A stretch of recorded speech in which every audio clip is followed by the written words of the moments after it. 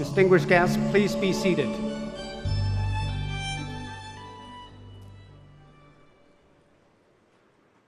现在有请博鳌亚洲论坛秘书处李保东先生主持开幕式。Let's welcome Mr. Li Baodong, Secretary General of the Boao Forum for Asia, to moderate the opening plenary.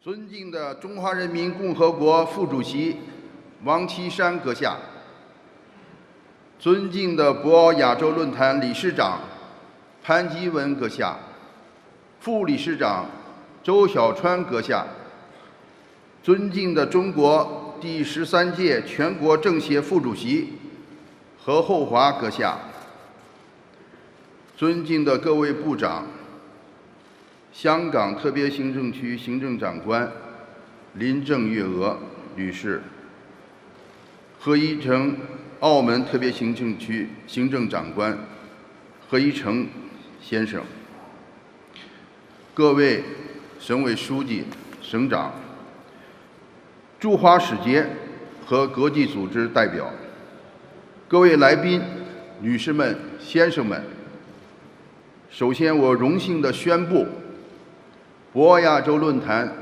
2021年年会正式开幕。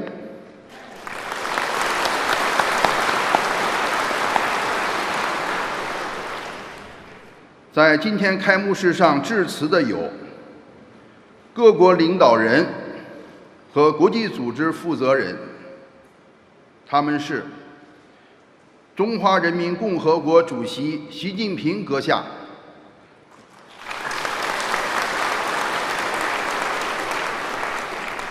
中华人民共和国副主席王岐山阁下，文莱达鲁萨兰国苏丹哈桑纳尔陛下，智利共和国总统皮尼拉阁下，印度尼西亚共和国总统佐科阁下，哈萨克斯坦首任总统纳扎尔巴耶夫阁下，大韩民国总统文在寅阁下，老挝人民民主共和国主席通伦阁下，新加坡总统哈利马阁下，斯里兰卡民主社会主义共和国总统戈塔巴雅阁下，越南社会主义共和国主席阮冲苏阁下，孟加拉人民共和国总理哈希纳阁下，柬埔寨王国首相洪森阁下，马耳他共和国总理阿贝拉阁下，蒙古国总理奥云格尔登阁下，新西兰总理阿德恩阁下，国际货币基金组织总裁格奥尔基耶娃女士和联合国大会主席博兹科尔阁下，我谨代表博鳌亚洲论坛感谢。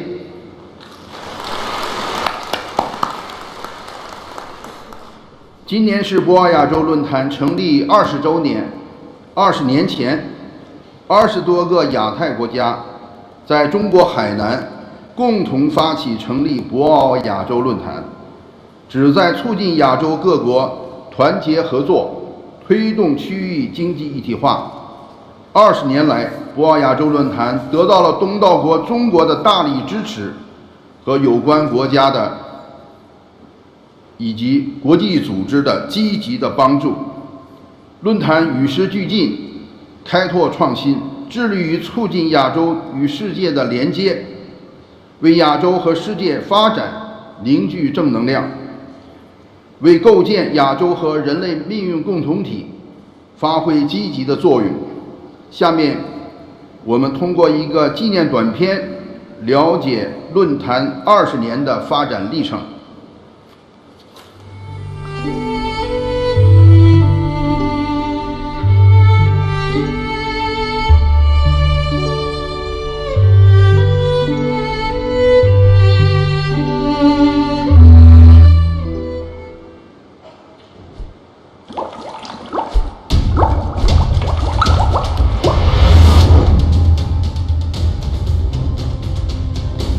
20世纪末，为促进区域合作，共同应对亚洲金融危机，菲律宾前总统拉莫斯、澳大利亚前总理霍克和日本前首相喜川护熙发出倡议，呼吁成立一个共商地区事务的亚洲论坛，得到了亚洲国家广泛支持和积极响应。2001年2月27日，在发起成员国共同努力下，博鳌亚洲论坛正式宣告成立。20年间，论坛见证了亚洲和世界的沧桑巨变。20年来，论坛立足亚洲，面向世界，为加强亚洲和世界其他地区间的经济交流与合作，促进自由贸易与多边主义，携手构建亚洲命运共同体做出了积极贡献，逐渐成长为世界高端论坛之一。博鳌亚洲论坛得到中国和全球众多企业的大力支持。论坛的合作伙伴不仅代表着行业的风向标，也是经济全球化的重要推动力量。每年春季，在中国海南举办的年会，是博鳌亚洲论坛最受关注的旗舰会议，影响力不断扩大。东道国中国领导人出席了历届年会，并发表主旨演讲。除年会外，博鳌亚洲论坛在亚洲与世界各地举办了各种专题会议，并推出一系列研究报告，在国际社会共同关心的议题上发出了博鳌声音，与全球分享博鳌智慧。在历届理事会的带领下，论坛与时俱进，不断创新，积极拓宽自身视野，以经济议题为主线，合作重点向科创、健康、教育、文化、媒体领域延伸。在博鳌亚洲论坛的第一个20年，亚洲已成为世界经济的重要引擎，亚洲各国相互联系更加紧密，相互依存度日益增强。下一个20年，论坛将不忘初心，勇于开拓，为亚洲谋兴盛，为世界谋繁荣，为人类谋发展。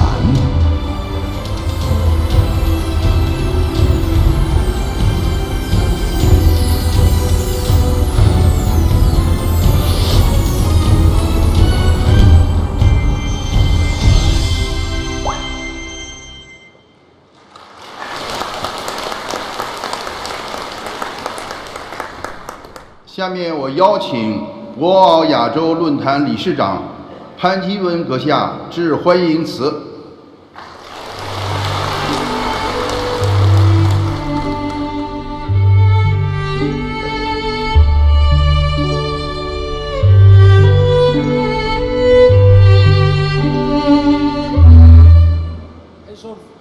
State and government ministers, Vice Chairman Zhu Shaochan, and Secretary General Li Baodong, dear colleagues of BFA Board and Council, ambassadors, heads of international organizations, fellow delegates, ladies and gentlemen, good morning, good afternoon, and good evening, depends upon where you are.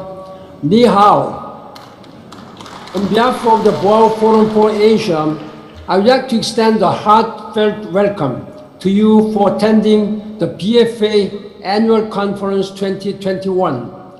This is an annual highlight of the Boao Forum. But getting special this year, due to the global pandemic, that has plagued the world far more than a year. Travel restrictions have made it impossible for many of us, including myself, to join you personally on the site today. But thousands of miles away, I can still feel the warmth and enthusiasm of this grand gathering. Delighted to see faces and hear voices of friends, old and new, through the screens. The toughest is behind us. What a year! At the beginning of 2020, no one would have imagined that a tiny virus would plunge a modern world into an unprecedented crisis in many ways. It is a public health crisis that has infected tens of millions and taken millions of lives. It is a social crisis that locked people down at home, emptied our streets, shops and restaurants, shut down offices and factories, and put life to a sudden halt. It is an economic crisis that has taken away equivalent to 255 million full-time jobs and set the world economy back to a degree unseen since the Great Depression and the two great wars. But countries, businesses, and households have demonstrated resilience, resolve, unity, and innovativeness. The forum's host country, China, and quite a few others have done well in containing the virus, saving lives, minimizing losses, and getting the economy back to track. Businesses have adapted better than expected and managed to carry on. Governments are learning the lesson and striking the delicate balance between containment and economic reopening. Accommodative fiscal and monetary policies are in place to help people before the private sector catches up. Most importantly, vaccines are getting to market faster. After a whole year of uphill fighting, we are finally able to see light at the end of the tunnel. Challenges, however, still abound. The virus is still here with us and far from over yet. All forecasts on recovery this year have to be done with caution. Without equitable and affordable to vaccines, developing and emerging markets risk lagging further behind their advanced peers. Global growth risks an uneven and rugged path. 90 million people have fallen into extreme poverty. Deteriorating health and schooling will take its toll on human capital and further subdue productivity. And do not forget, the looming crisis of climate change leaves us little time to wait and waste. That is the reason why we are here today, online or in person. As leaders, we are duty-bound to stand out in challenging time and lead with a vision, insights, and solutions. And we must think, plan, and act together for the shared future for us all. As the theme of this year's annual conference goes, in a world of changes, we must join hands and stand as one, improving global governance, enhancing international cooperation, and moving the world closer to the 2030 Sustainable Development Goals through innovative initiatives such as the Belt and Road. For the Baoa Forum for Asia, the year 2021 carries a special significance. 20 years ago, our founding fathers envisioned a forum for Asia that can get Asia united and strong in the face of crises such as the Asian financial storm. They believed that Asian economic integration was the best buffer against the shocks and robust engine of Asian development. For the last 20 years, we have been working hard to translate their vision into reality. It is a long, arduous, but worthwhile journey. Excellencies, ladies and gentlemen, I invite you, your friends from Asia and the world, to join us in this great undertaking for the shared future for Asia and the world. Thank you for your leadership, and 谢谢. Thank you.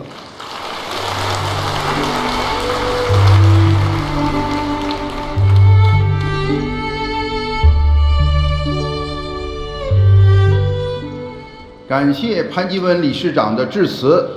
现在，我荣幸地邀请中华人民共和国副主席王岐山阁下致辞。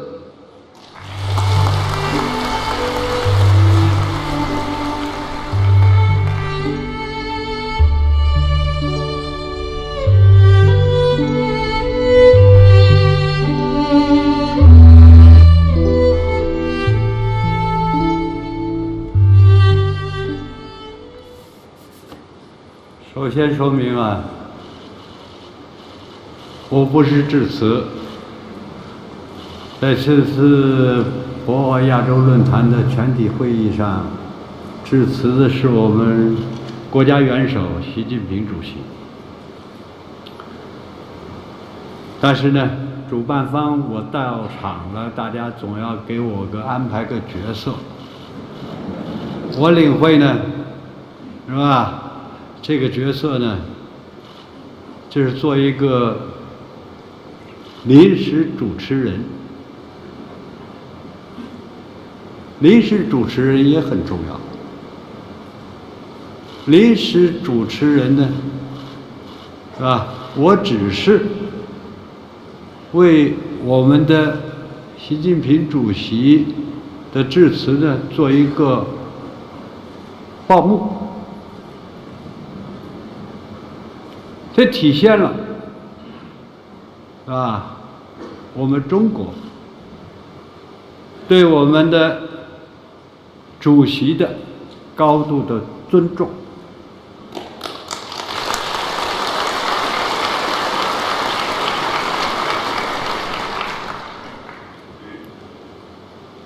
尊敬的各国元首、政府首脑、国际组织负责人。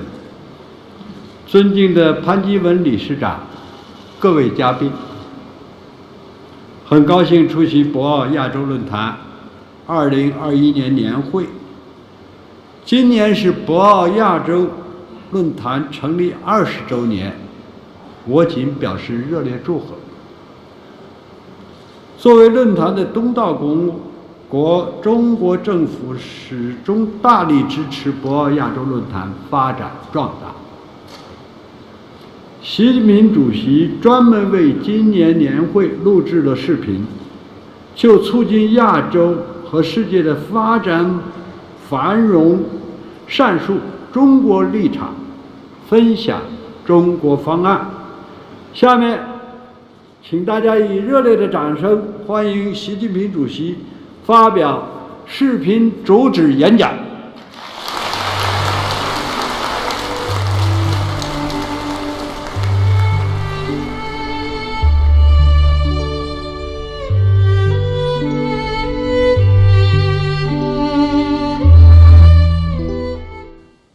尊敬的各位国家元首、政府首脑，尊敬的各位国际组织的负责人，尊敬的各位博鳌亚洲论坛理事，各位来宾，女士们、先生们、朋友们，与君远相知，不到云海深。很高兴出席博鳌亚洲论坛2021年年会，同大家在云端相聚。首先，我代表中国政府和中国人民，并以我个人的名义，对出席会议的线上线下所有嘉宾表示热烈的欢迎，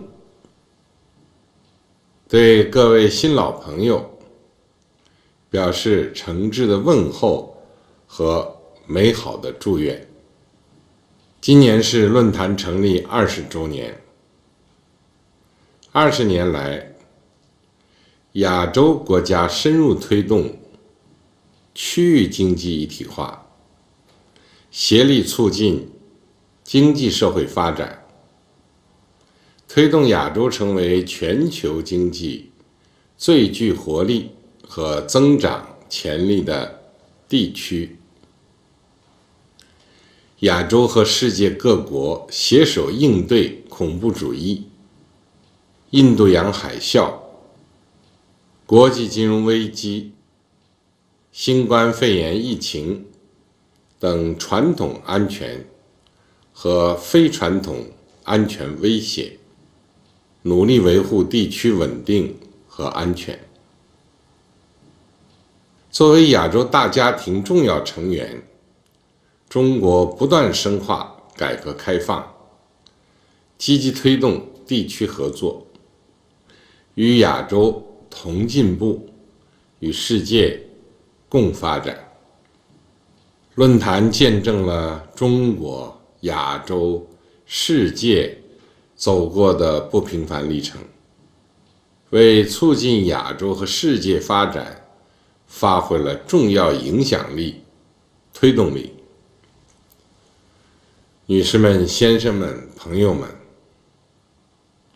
本届年会是在特殊背景下召开的。年会以世界大变局、共襄全球治理盛举、合奏“一带一路”强音为主题，恰逢其时，具有重要现实意义。当前百年变局和世纪疫情交织叠加，世界进入动荡变革期，不稳定性、不确定性显著上升，人类社会面临的治理赤字、信任赤字、发展赤字、和平赤字有增无减。实现普遍安全，促进共同发展依然任重道远。同时，世界多极化趋势没有根本改变，经济全球化展现出新的韧性，维护多边主义、加强沟通协作的呼声更加强烈。我们所处的是一个充满挑战的时代，也是一个充满希望的时代。人类社会应该向何处去？我们应该为子孙后代创造一个什么样的未来？对这一重大命题，我们要从人类共同利益出发，以负责任态度做出明智选择。中方倡议，亚洲和世界各国要回应时代呼唤，携手攻克疫情，加强全球治理，朝着构建人类命运共同体方向不断迈进。我们要平等协商，开创共赢、共享的未来。全球治理应该符合变化了的世界政治经济格局，顺应和平发展合作共赢的历史趋势，满足应对全球性挑战的现实需要。我们应该秉持共商、共建、共享原则，坚持真正的多边主义，推动全球治理体系朝着更加公正合理的方向发展。要维护以联合国为核心的国际体系，维护以国际法为基础的国际秩序，维护以世界贸易组织为核心的多边贸易体制。国际上的事应该由大家共同商量着办，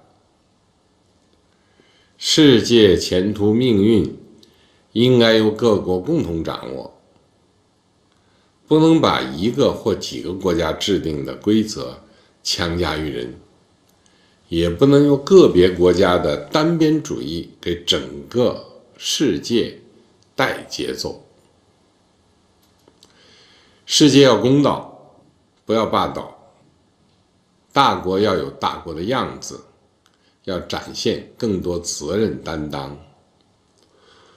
我们要开放创新，开创发展繁荣的未来。开放是发展进步的必由之路，也是促进疫后经济复苏的关键。我们要推动贸易和投资自由化、便利化，深化区域经济一体化，巩固供应链、产业链、数据链、人才链，构建开放型世界经济。要深化互联互通伙伴关系建设，推进基础设施联通，畅通经济运行的血脉和经络。要抓住新一轮科技革命和产业变革的历史机遇，大力发展数字经济，在人工智能、生物医药、现代能源等领域加强交流合作，使科技创新成果更好造福各国人民。在经济全球化时代，开放融通是不可阻挡的历史趋势。人为筑墙、脱钩、违背经济规律和市场规则，损人不利己。我们要同舟共济，开创健康、安全的未来。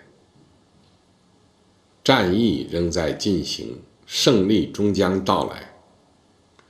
我们要坚持人民至上、生命至上，加强信息共享和联防联控，提升卫生医疗合作水平，充分发挥世界卫生组织关键作用。要加强疫苗研发、生产、分配国际合作，提高疫苗在发展中国家的可及性和可负担性，让各国人民真正用得上、用得起。要全面加强全球公共卫生安全治理，共同构建人类卫生健康共同体。要坚持绿色发展理念，共同推进应对气候变化国际合作，加大落实应对气候变化巴黎协定。要坚持共同但有区别的责任原则，解决发展中国家在资金、技术、能力建设方面的关切。我们要坚守正义，开创互尊互鉴的未来。多样性是世界的基本特征，也是人类文明的魅力所在。经历了疫情洗礼，各国人民更加清晰地认识到，要摒弃冷战思维和零和博弈，反对任何形式的新冷战和意识形态对抗。国与国相处，要把平等相待、互尊互信挺在前面。动辄对他国颐指气使、干涉内政，不得人心。要弘扬和平、发展、公平、正义、民主、自由的全人类共同价值，倡导不同文明交流互鉴，促进人类文明发展。在此，我宣布，中方将在疫情得到控制后，即举办第2届亚洲文明对话大会，为促进亚洲和世界文明对话发挥积极作用。女士们、先生们、朋友们，我多次说过，一带一路是大家携手前进的阳光大道，不是某一方的私家小路。所有感兴趣的国家都可以加入进来，共同参与，共同合作，共同受益。共建一带一路追求的是发展，崇尚的是共赢，传递的是希望。面向未来，我们将同各方继续高质量共建一带一路，践行共商、共建、共享原则，弘扬开放、绿色、廉洁理念，努力实现高标准、惠民生、可持续目标。我们将建设更紧密的卫生合作伙伴关系。中国企业已经在印度尼西亚、巴西、阿联酋、马来西亚、巴基斯坦、土耳其等共建“一带一路”伙伴国开展疫苗联合生产。我们将在传染病防控、公共卫生、传统医药等领域同各方拓展合作，共同护佑各国人民生命安全和身体健康。我们将建设更紧密的互联互通伙伴关系。中方将同各方携手，加强基础设施硬联通以及规则标准软联通，畅通贸易和投资合作渠道，积极发展丝路电商，共同开辟融合发展的光明前景。我们将建设更紧密的绿色发展伙伴关系，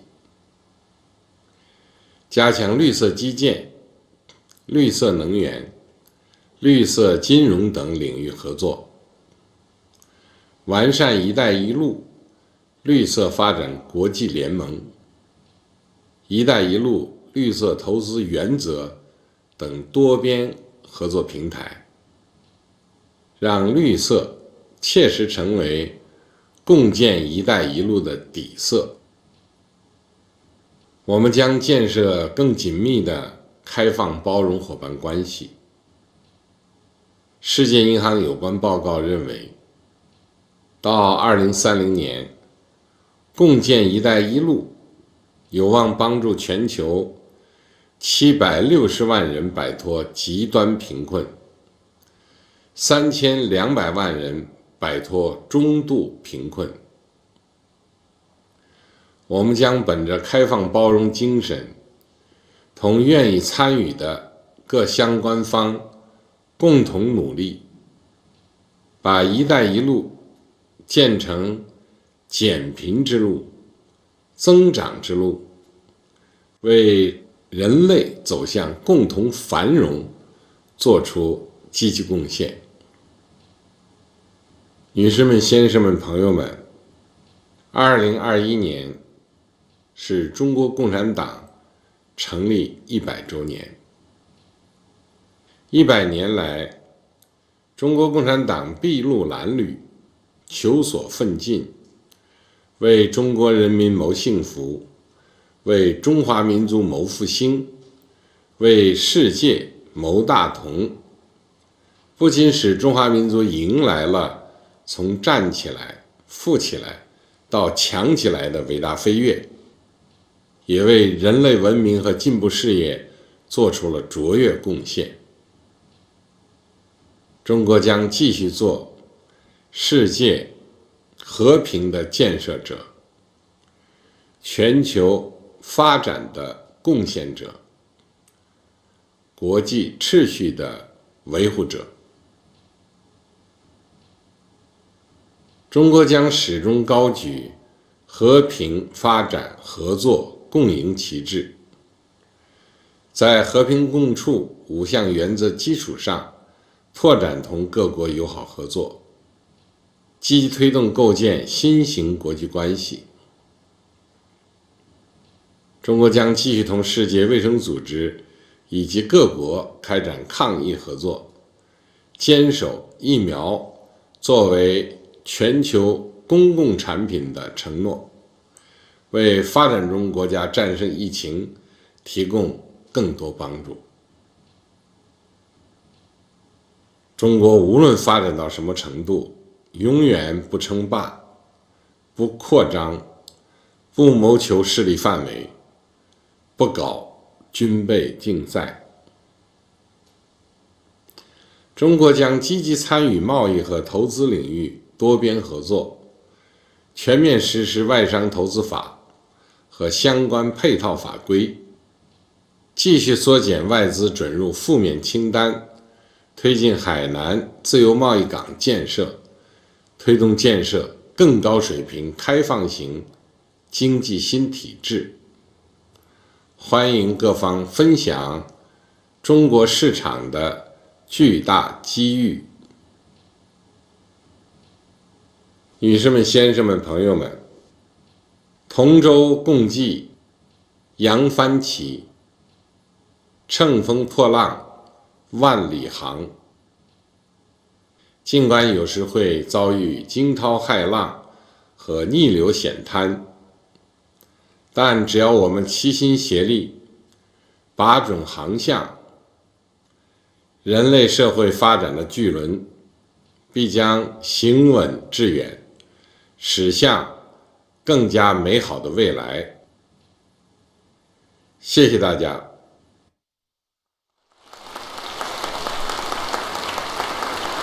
感谢习主席致辞。Thank you for Mr. President's speech. 下面有请文莱达鲁萨兰国苏丹哈桑纳尔陛下致辞。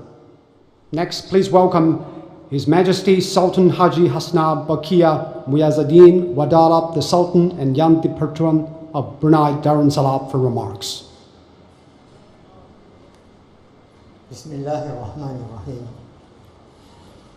Assalamu alaikum wa rahmatullahi wa barakatuh. Good morning. Your Excellency President Xi Jinping, Excellencies, distinguished delegates, ladies and gentlemen. At the outset, I wish to express my sincere appreciation to Secretary General of Boao Forum for Asia for the invitation and the opportunity to speak at this auspicious event. This year marks another milestone in the history of our relations as we celebrate the 30th anniversary of the ASEAN-China dialogue relations, as well as the establishment of diplomatic relations between Brunei Darussalam and the People's Republic of China. It is also encouraging to note that the Boao Forum for Asia has been active for the last 20 years. Indeed, the theme of this year's forum, A World in Change, joins hands to strengthen global governance and advance Belt and Road cooperation, is appropriate and timely. Last year was a most challenging year for all of us when we were confronted with a global virus like no other, it has disrupted our social and economic order on a scale that has not been seen before in the modern world. The Asian region is not spared from its negative effects, which have severely impacted economic activities, disconnected supply chains, limited people's movements, and interrupted industrial activities. During this difficult time, ASEAN has shown its solidarity and joined hands to mitigate the impacts of the pandemic without losing sight of our integration efforts. We also appreciate the active contribution by the dialogue partners and in particular the cooperation between ASEAN and China has indeed become stronger. In this regard, we should continue to build on the momentum to accelerate the post-pandemic recovery efforts. Distinguished guests, ladies and gentlemen, Brunei Darussalam, as the chair of ASEAN for 2021, has the honor to lead the region towards economic recovery. The theme, "We care, we prepare, we prosper," affirms ASEAN's collective commitment to care for its people and prepare for future challenges and opportunities, with the goal of ensuring that the whole of ASEAN community can sustainably prosper. Under the ASEAN Economic Community, Brunei Darussalam has identified 13 priority economic deliverables. These deliverables show our determination in focusing our efforts towards the region's economic recovery post-pandemic, while leveraging on new technologies and digitalization to ensure sustainable economic growth in ASEAN. The signing of the Regional Comprehensive Economic Partnership Agreement, RCEP, last year not only demonstrated our concerted effort towards advancing international trade cooperation, it is also intended to strengthen the regional recovery efforts. In this regard, the Belt and Road Initiative will further complement the revitalization of our economies.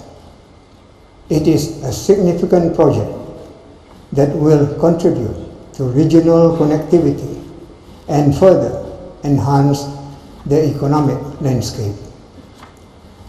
It can also present opportunities for us to work together in many areas and through sub-regional forums such as BIM-EAG. In closing, I look forward to the continuous strengthening of ASEAN-China cooperation to maximize the prospects and efforts towards achieving regional sustainable economic growth. This forum will be one platform that can promote such development. I therefore wish the organizers a successful event. Thank you.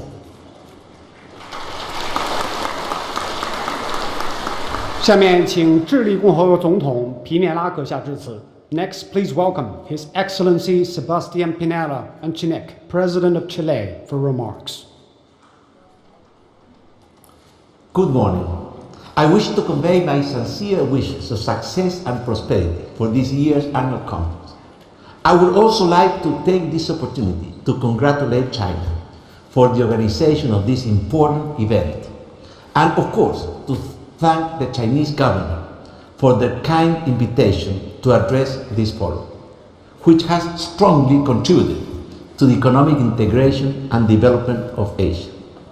As you are well aware, Chile has a long-standing political and economic relationship with the Asia Pacific. In the political front, we have a long history of friendly diplomatic relations with the region. On the economic front, Chile has developed strong bilateral economic bonds with many Asia Pacific countries through a wide network of trade agreements. We also have been a member of APEC since 1994, and we consistently participate in many multilateral initiatives. During these particularly difficult times, with all the threats and challenges that we face, as a consequence of the COVID-19 pandemic and the world economic recession, it is more important than ever that the international community unites its efforts towards an expedite, inclusive, and sustainable recovery. The COVID-19 pandemic has had a profound impact on all countries. Chile has not been an exception. And as most of the countries in the world, we have been working to ensure the health and safety of our people, and at the same time, mitigating the adverse impacts on the pandemic on our economy. As you all know, to secure the health of our citizens, vaccines are fundamental, but not enough. However, we can't only strive to guarantee the access to vaccines for our own citizens. Doing so would allow the disease to continue its spread, increasing the risk of the emergence of more contagious or lethal variants. No one is truly safe until everyone is safe. On this regard, I would like to commend China's efforts to scale up vaccine production and to ensure that Chinese-made vaccines are available not only for the Chinese population, but also for persons all across the globe. The Chilean vaccination campaign that has already covered over 50% of our target population would not have been possible without the cooperation and friendship of the Chinese people. Aware of this need for increased cooperation, Chile has been working to strengthen the global health architecture. Within the framework of the World Health Organization, we have proposed the adoption of a global and legally binding instrument for preparedness and a multinational response to pandemic situation, an initiative that I hope will be well received by the leaders present here today. But cooperation is not only required to defeat the current and future pandemics, it will also be key in the recovery process that we have already started. Multilateral enterprises, such as the Belt and Road Initiative, will play a fundamental role in the post-pandemic economic recovery. We have a responsibility to make sure that this recovery is an inclusive and green recovery, to make sure that the economy and the world that we build after leaving this pandemic behind is a better one, a more equitable one, a more sustainable one. This will be the global challenge of tomorrow, and it requires us to agree today on global solutions. One of these solutions is the necessary shift towards cleaner energies that we must all embark on. Renewable energy has been and will remain at the heart of the sustainable reactivation of the Chilean economy. We plan to play a leading role in the development, production, and utilization of new, cleaner forms of energy. Last year, taking advantage of the conditions granted by us, by our geography, Chile launched its national green hydrogen strategy, setting the pathway to position our country as one of the largest and most efficient exporters of this clean fuel in the world by 2030. This will support not only our own climate neutrality goals, but also those of other countries. During the last year, we have witnessed how the disruptions caused by the pandemic have moved governments of all countries to question their own role in the world trade and how to address the economic slowdown during times of crisis. Unfortunately, many governments have chosen to take a step back by adopting protectionist measures with a negative impact on the flow of goods, investments and services, connectivity, and global supply chains. Far from it, Chile has chosen to stay on the course and to persevere on its approach of a rules-based free trade policy. My government firmly believes in the importance of strengthening the World Trade Organization and standing against trade protectionism. We are convinced that in these particularly difficult times, more countries should commit to support an open, non-discriminatory and rule-based trade system worldwide. It is my hope that this conference will be a platform for everyone involved to engage in a constructive and fecund dialogue in the search for policies and measures that allow us to work together towards identifying new areas of collaboration, pursuing integration and seeking better opportunities for all our citizens. I would like to take this opportunity to highlight that we all share the same hopes and a common vision for continued prosperity in the Asia-Pacific region, for reduced inequality, and for building a better future for all of us. Finally, I wish to express my sincere gratitude with China and also my sincere wishes to strengthen Chile's tie with the Baoa Forum and all its participants, and our commitment to explore ways to collaborate in areas of common interest. Engaging in dialogues like the one opened here today is the path towards a greater integration and also the path to a better future for all our citizens. Thank you very much.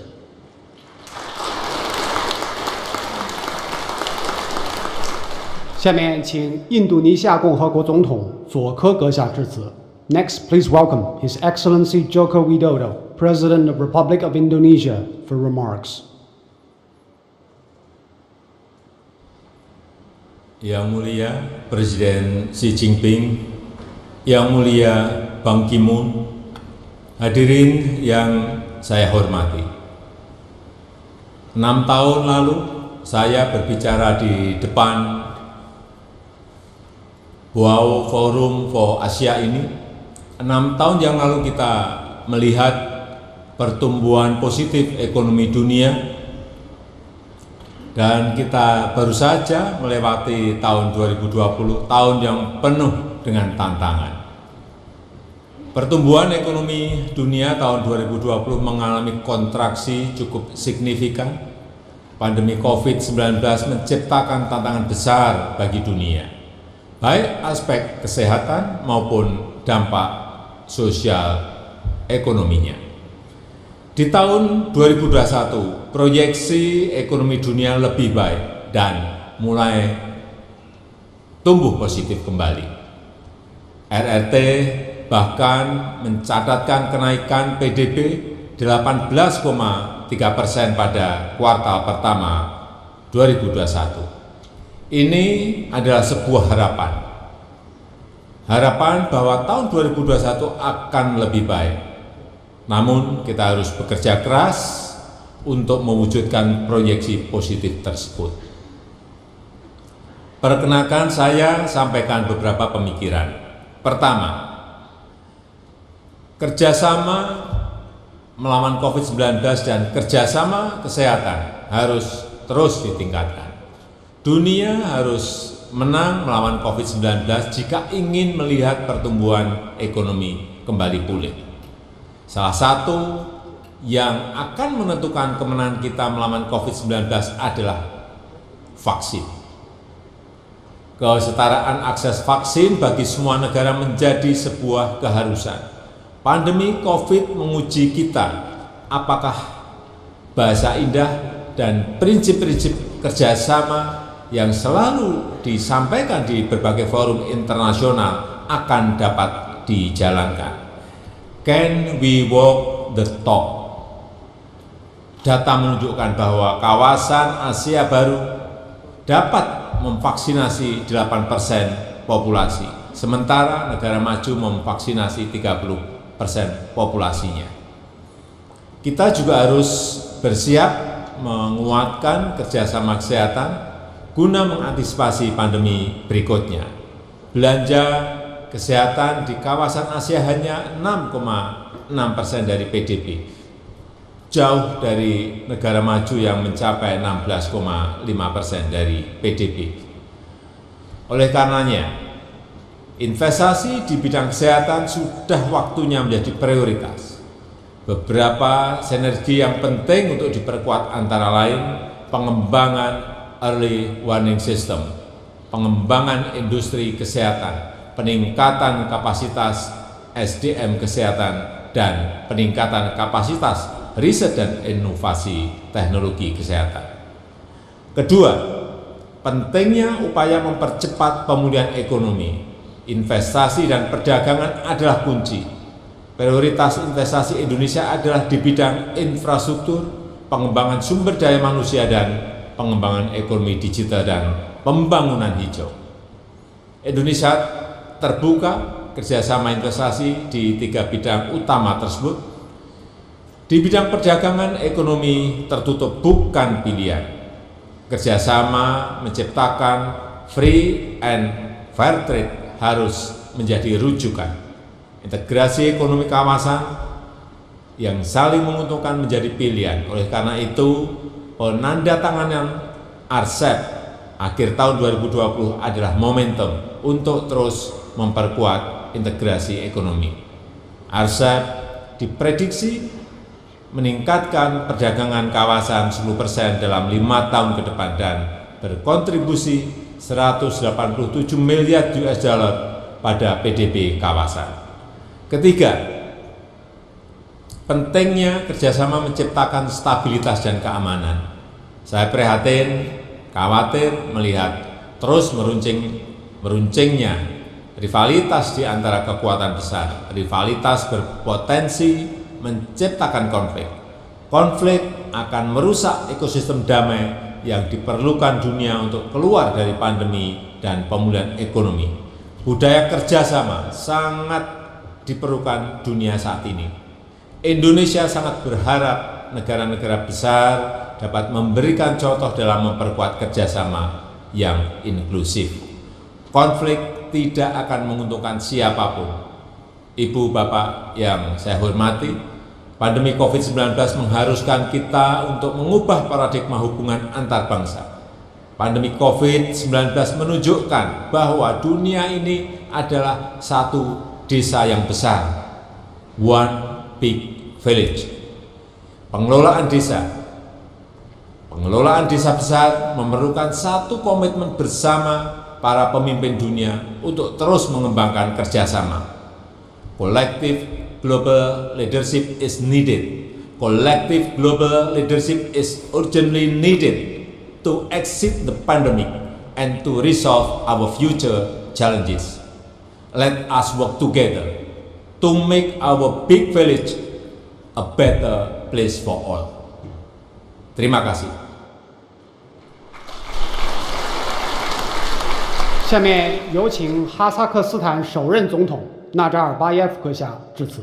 Next, please welcome His Excellency Elbasan Alsatan Nazarbayev, the first President of the Republic of Kazakhstan, for remarks. Ваше Превосходительство, дамы и господа, прежде всего хотел бы сердечно поприветствовать всех участников сегодняшнего мероприятия и поблагодарить его организаторов за приглашение выступить на форуме. Баошский азиатский форум, который отмечает свой 20-летний юбилей, за эти годы стал значимой диалоговой площадкой по насущным вопросам развития Азии и всего мира. Пандемия COVID-19 кардинально изменила реальность человечества и обнажила политические, социально-экономические, гуманитарные вызовы. Вместе с тем, нынешний кризис дает нам возможность по-новому взглянуть на мир и сделать несколько важных выводов уже сегодня. Первое. Пандемия показала важную роль государства в сложные времена. Благодаря эффективным мерам властей многим странам удалось избежать наиболее негативных сценариев развития ситуации. Второе. Цивилизация получила еще одно подтверждение того, что земной шар является хрупким организмом, и его надо ценить и беречь. Третье. Пандемия должна стать серьезным звонком для того, чтобы все политики мира признали общность своих интересов. Глобализация и процессы международного взаимодействия замедлились, выросло недоверие, которое негативно сказывается на международной экономике и жизни. Мы видим рост протекционистских настроений по всему миру. Происходит внедрение политически мотивированных решений, оказывающих критическое влияние на международные экономические отношения.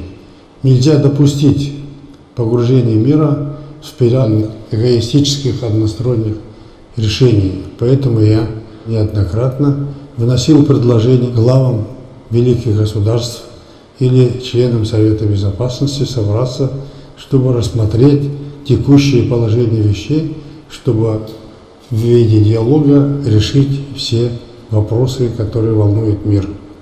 Вместе с тем, международное взаимодействие, глобализация является ключевым фактором развития международной экономики, да и человечества в целом. Нашей главной задачей является поиск моделей, отвечающих нынешней версии мировой реальности. Новые принципы международных соглашений должны быть пронизаны духом взаимодействия равных и ответственных партнеров. Основой должно стать взаимное уважение культурных, социальных и политических традиций, экономических особенностей и ценностей всех сторон.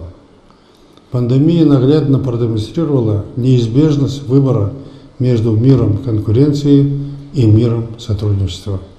Доступ к вакцинам становится инструментом мягкой гибридной силы, который приносит краткосрочные выгоды отдельным странам, но без глобального контроля над заболеванием успех отдельных стран в будущем не принесет желаемого эффекта. Для человечества важна кооперация производителей вакцин и правительств в решении вопроса массовой вакцинации на планете.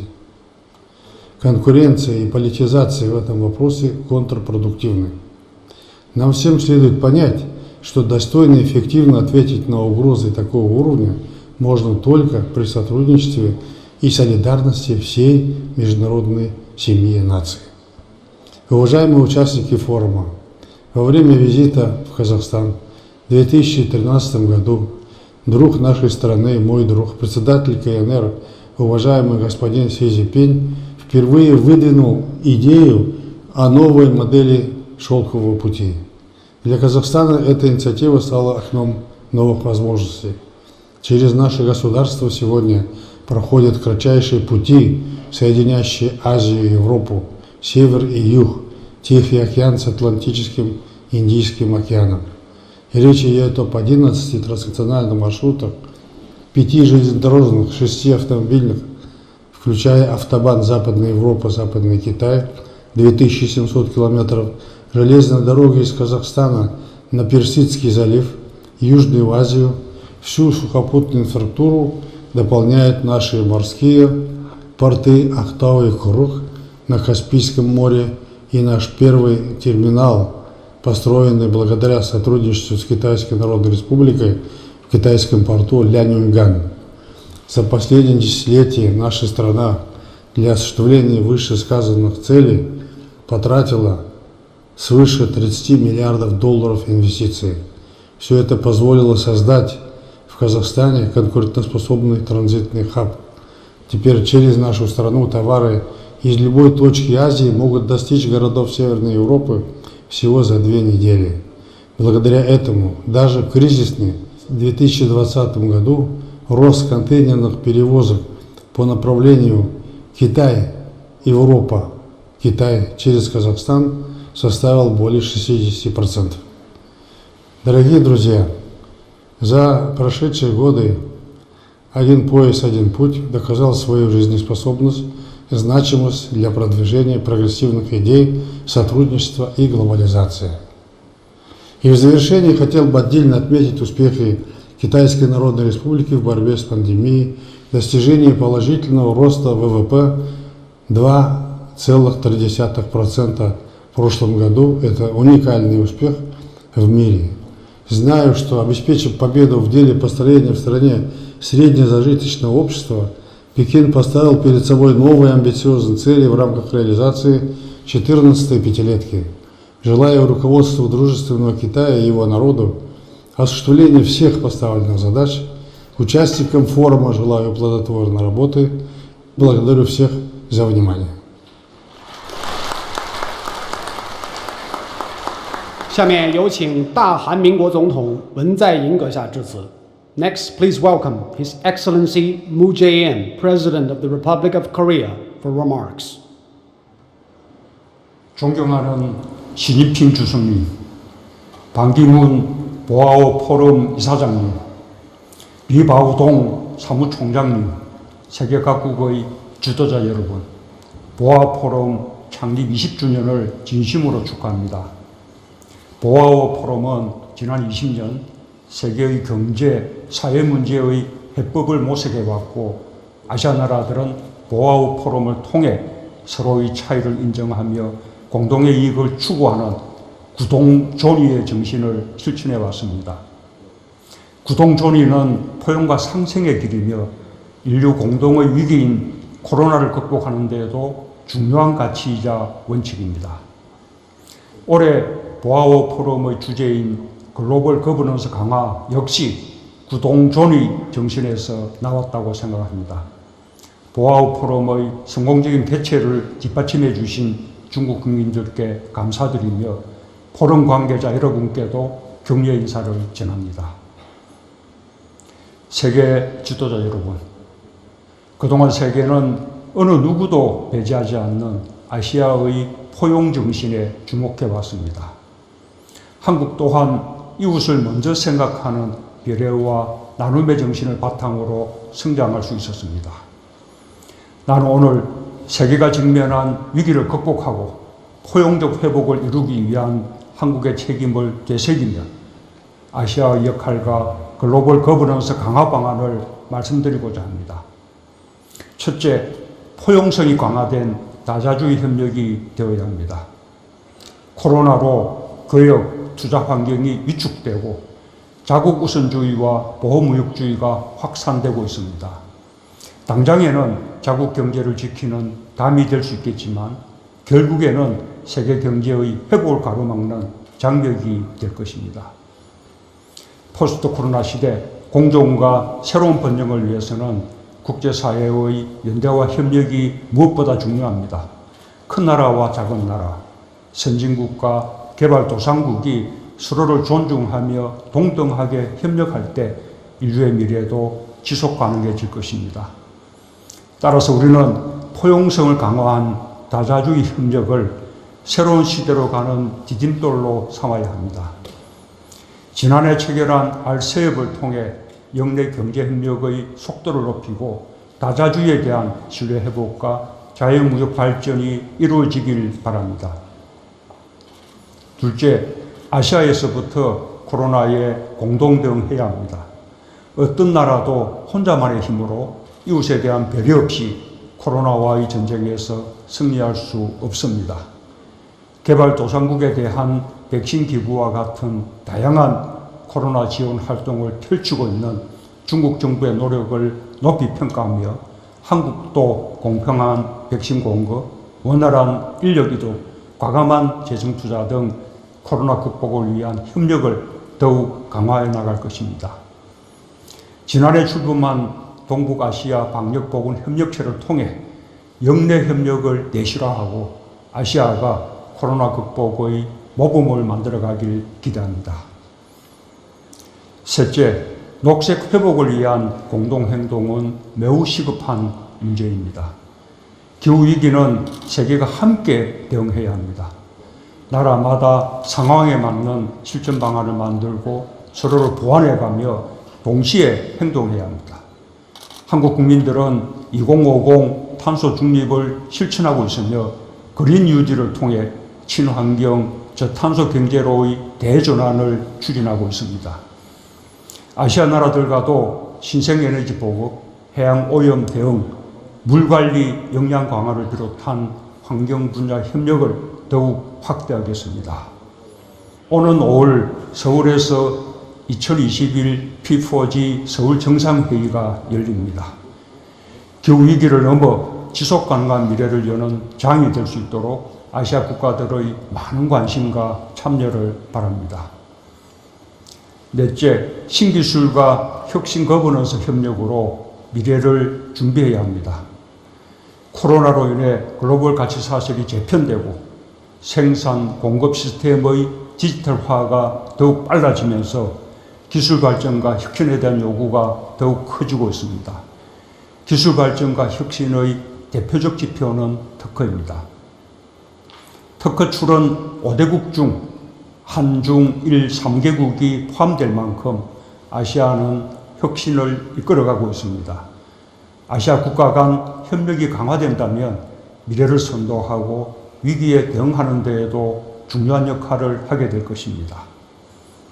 한국은 디지털 분야 ODA를 비롯해 디지털 강국의 경험과 성취를 공유해 나갈 것입니다.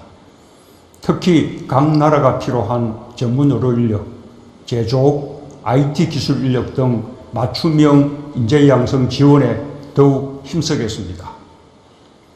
존경하는 세계 지도자 여러분, 인류는 결국 코로나를 이겨내고 코로나 극복의 힘이 되었던 포용과 상생은 지속 가능한 미래를 여는 가장 유용한 정신이 될 것입니다. 한국은 보아우 포럼 창립국이자 책임 있는 중견국으로서 아시아의 공동 번영을 위해 최선을 다하겠습니다.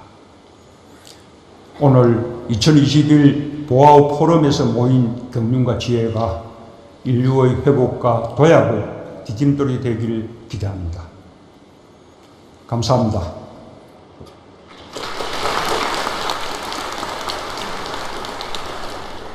下面有请老挝人民民主共和国主席通伦阁下致辞。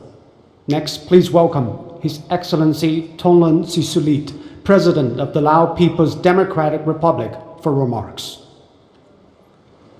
เฮียนบรรดาฐานประมุขหลักหัวหน้ารัฐบาลที่เคารพและนับถือท่านลีเป่าตุงเลขาธิการใหญ่เวทีบออาเพื่ออาซีบรรดาฐานผู้ตั้งหน้าองค์การจัดตั้งสากลบรรดาฐานผู้มีเกียรติฐานยิ่งและฐานทรายที่หักแพงทั้งหลายก่อนอื่นข้าพเจ้าขอแสดงความขอบใจมายังท่านลีเป่าตุงเลขาธิการใหญ่เวทีปรึกษาหรือบออาที่ได้เสื้อเสื้อข้าพเจ้าเข้าร่วมกองประชุมทางไกลในครั้งนี้ข้าพเจ้ารู้สึกเป็นเกียรติอย่างยิ่งที่ได้มีโอกาสมีคำเห็นในพิธีเปิดกองประชุมเวทีปรึกษาหรือบออาเพื่ออาซีประจำปี 2021 ในหัวข้อท่ามกลางการเปลี่ยนแปลงของโลกการร่วมมือเพื่อสร้างความเข้มแข็งให้แก่การบริหารโลกและเพิ่มทวีการร่วมมือภายใต้ข้อริเริ่มหนึ่งแล้วหนึ่งเส้นทาง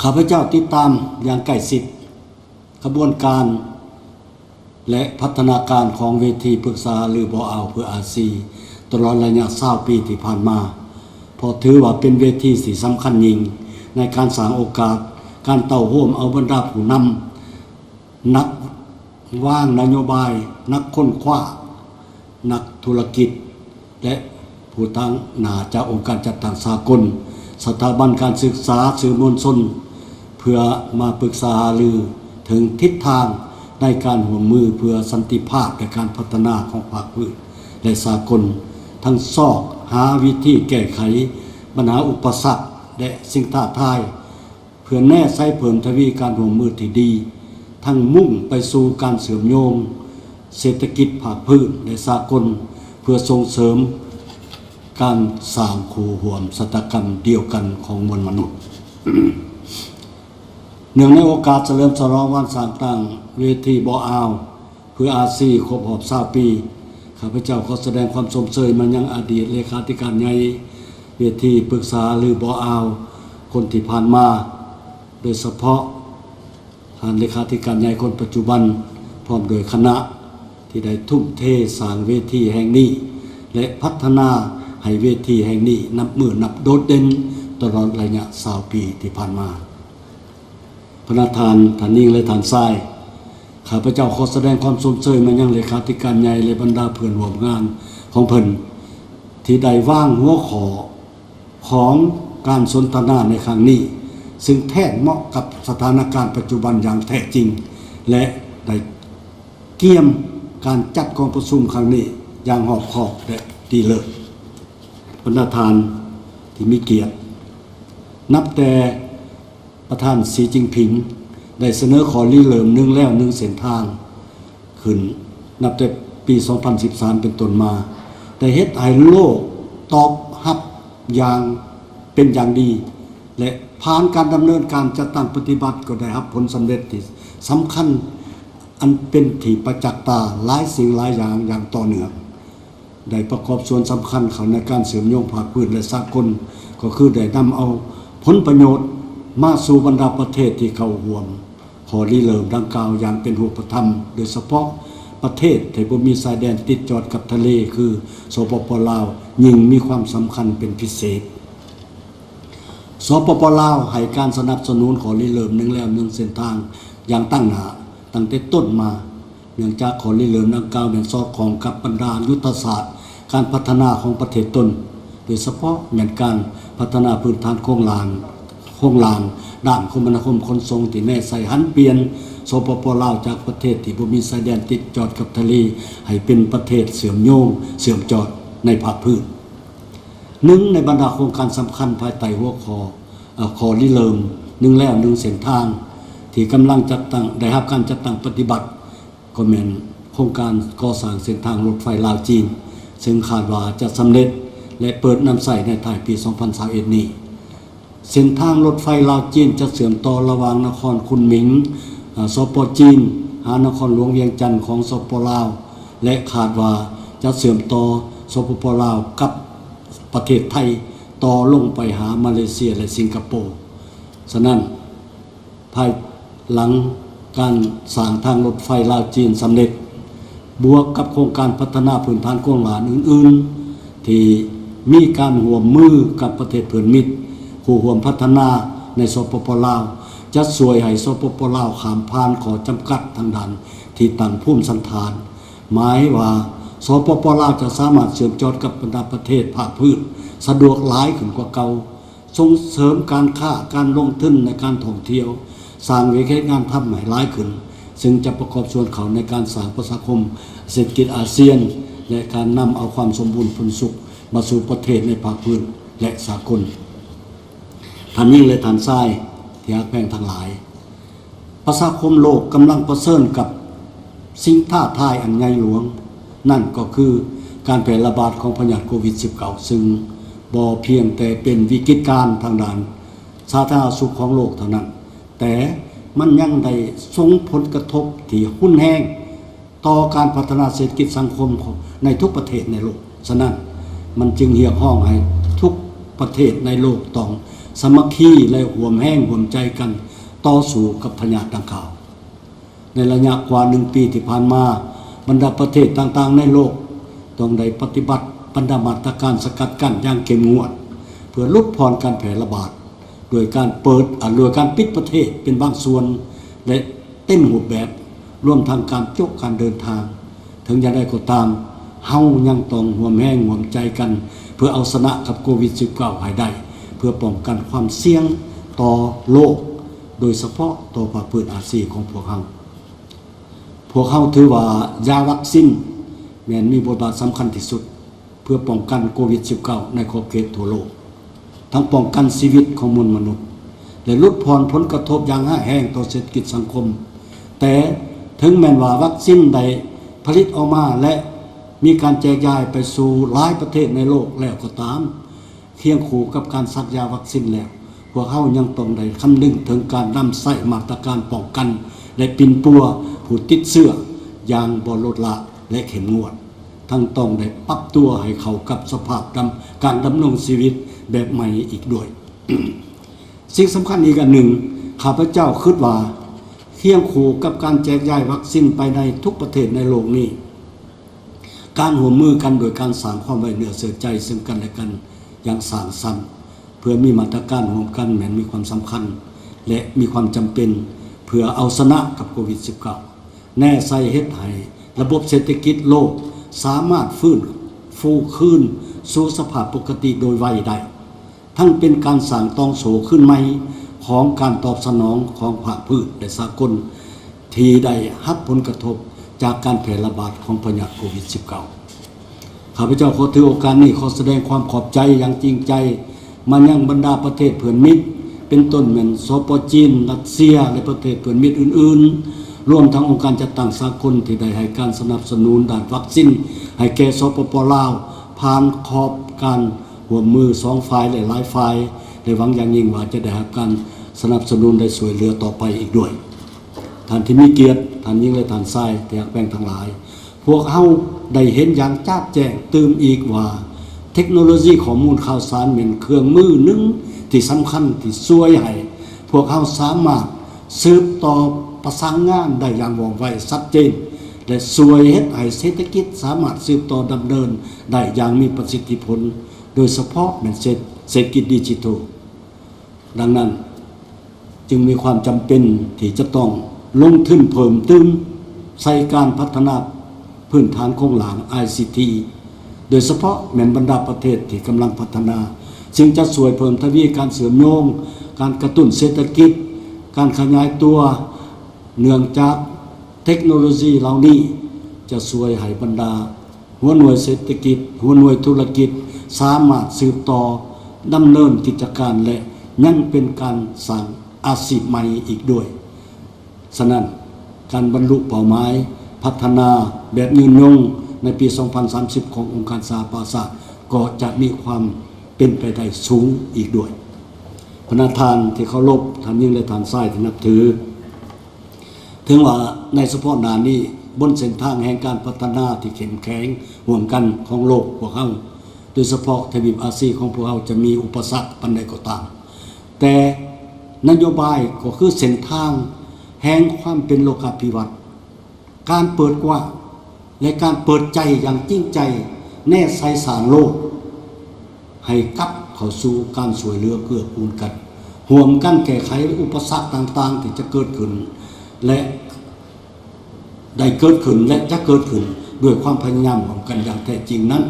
จะนำไปสู่อนาคตแห่งการพัวพันที่ดีที่ไว้เนื้อเชื่อใจกันต่างฝ่ายต่างได้รับผลประโยชน์นั้นจะช่วยให้โลกเฮาเป็นโลกที่สวยงามและส่งเสริมให้แก่การสร้างโลกให้เป็นคู่ร่วมสัตกรรมที่แท้จริงสุดท้ายนี้ข้าพเจ้าขออวยพรให้กองประชุมเวทีปรึกษาหรือBOAเพื่ออาเซียนประจำปี 2021 นี้จงประสบผลสำเร็จอย่างงดงามขอขอบใจ下面请新加坡共和国总统哈利玛阁下致辞。Next, please welcome His Excellency Halimah Yacob, President of Republic of Singapore, for remarks. Your Excellency President Xi Jinping, Vice President Wang Qishan, fellow leaders, distinguished guests, ladies and gentlemen, I am pleased to join you at this year's annual conference as the Baoa Forum for Asia celebrates its 20th anniversary. This year's conference focuses on strengthening global governance amid a world in flux, which is both timely and pressing. For over a year now, the world has been contending with COVID-19.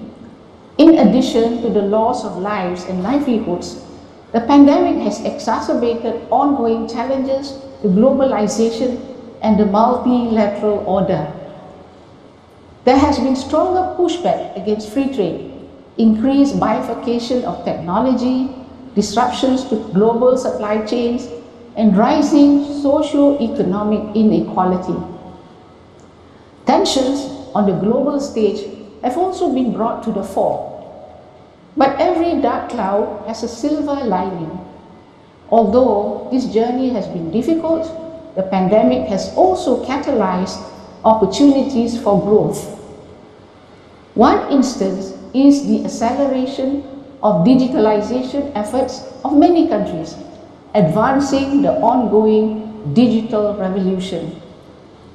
Above all, COVID-19 has given the world a common cause to band together.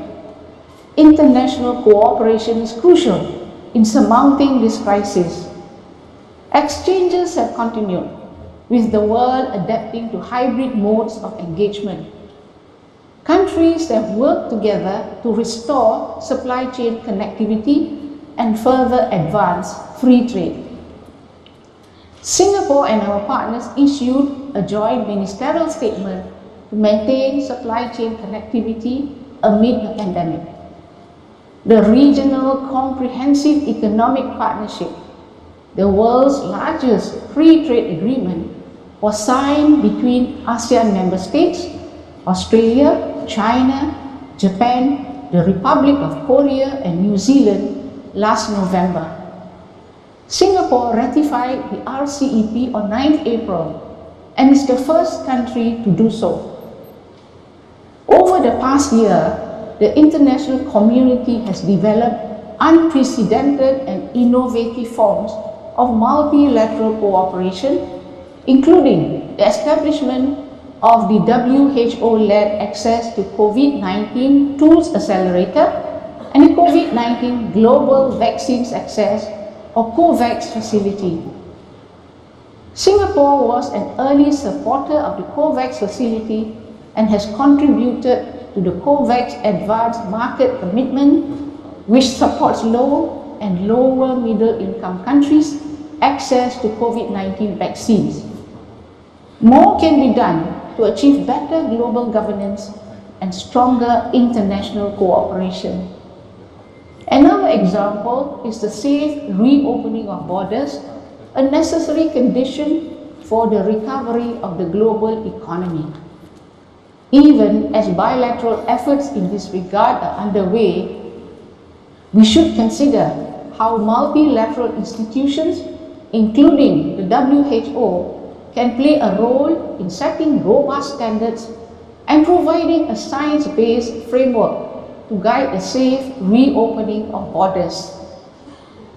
The COVID-19 pandemic is a defining challenge of our time, but it will not be the last. Long-term transboundary threats remain, including climate change and terrorism.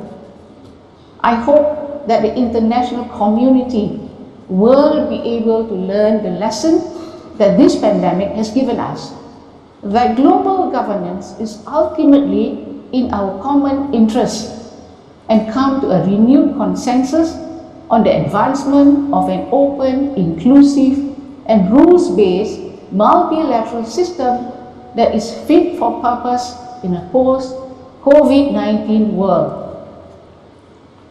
This will put us in good stead to tackle the challenges ahead and forge a brighter future for our people. Thank you. 下面请斯里兰卡民主社会主义共和国总统戈塔巴雅阁下致辞。Next, please welcome His Excellency Gotabaya Rajapaksa, President of the Democratic Socialist Republic of Sri Lanka, for remarks.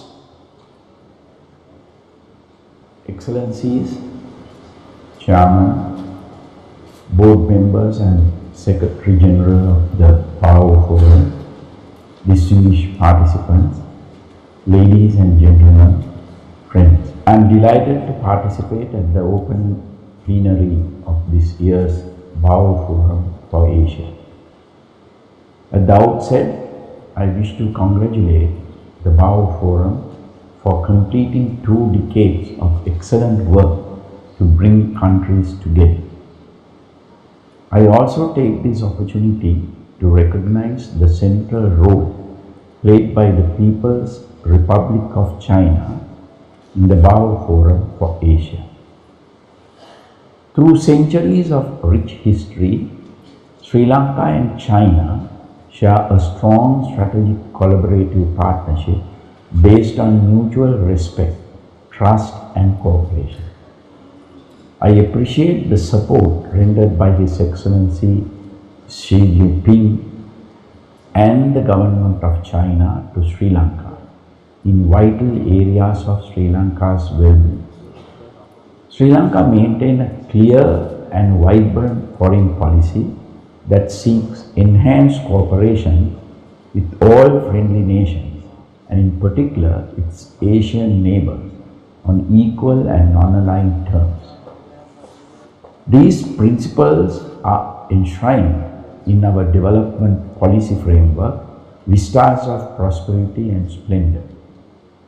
I am therefore appreciative of the theme of this year's conference, which recognizes the importance of strengthening global governance and international cooperation.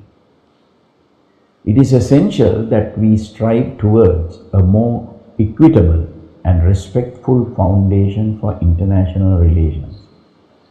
We know that developing countries, irrespective of their contribution to the world economy, have to abide by myriad rules, regulations, and governance structures, and yet cannot access the global rules formulation process. This is a regrettable situation. Maintaining a fair balance between national policies and international shared policies, norms, and rules is essential. The sovereignty of independent states should in no way be undermined in the maintaining of this balance.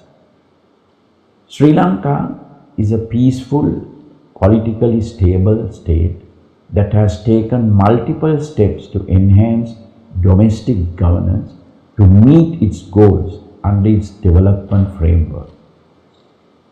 10 policy areas have been identified to deliver the fourfold outcome of a productive citizenry, a happy family, a disciplined society, and a prosperous nation. We have well thought out plans to lift low-income families out of poverty, improve rural infrastructure, enrich the quality of our education to meet future needs, and to enhance use of technology to improve efficacy throughout the nation.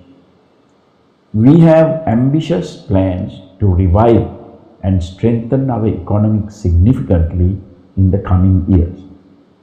We seek the contribution of our international partners to aid this process. We do not seek to borrow, but to encourage investments. We have developed attractive policies for foreign direct investments, including a favorable tax structure and other incentives. We seek the support of the governments of member countries of the Baoa Forum to encourage more businesses from their countries to consider Sri Lanka as a destination for their investments. We particularly seek to attract investment in export-oriented industries that will have a beneficial impact on our economy. In concluding my remarks, I affirm Sri Lanka's commitment as a founding member of the Baoa Forum to its guiding principles and its purpose. I trust that the BFA Annual Conference 2021 will make a beneficial contribution at this globally challenging time to countries within the region and between the region and other parts of the world. Thank you.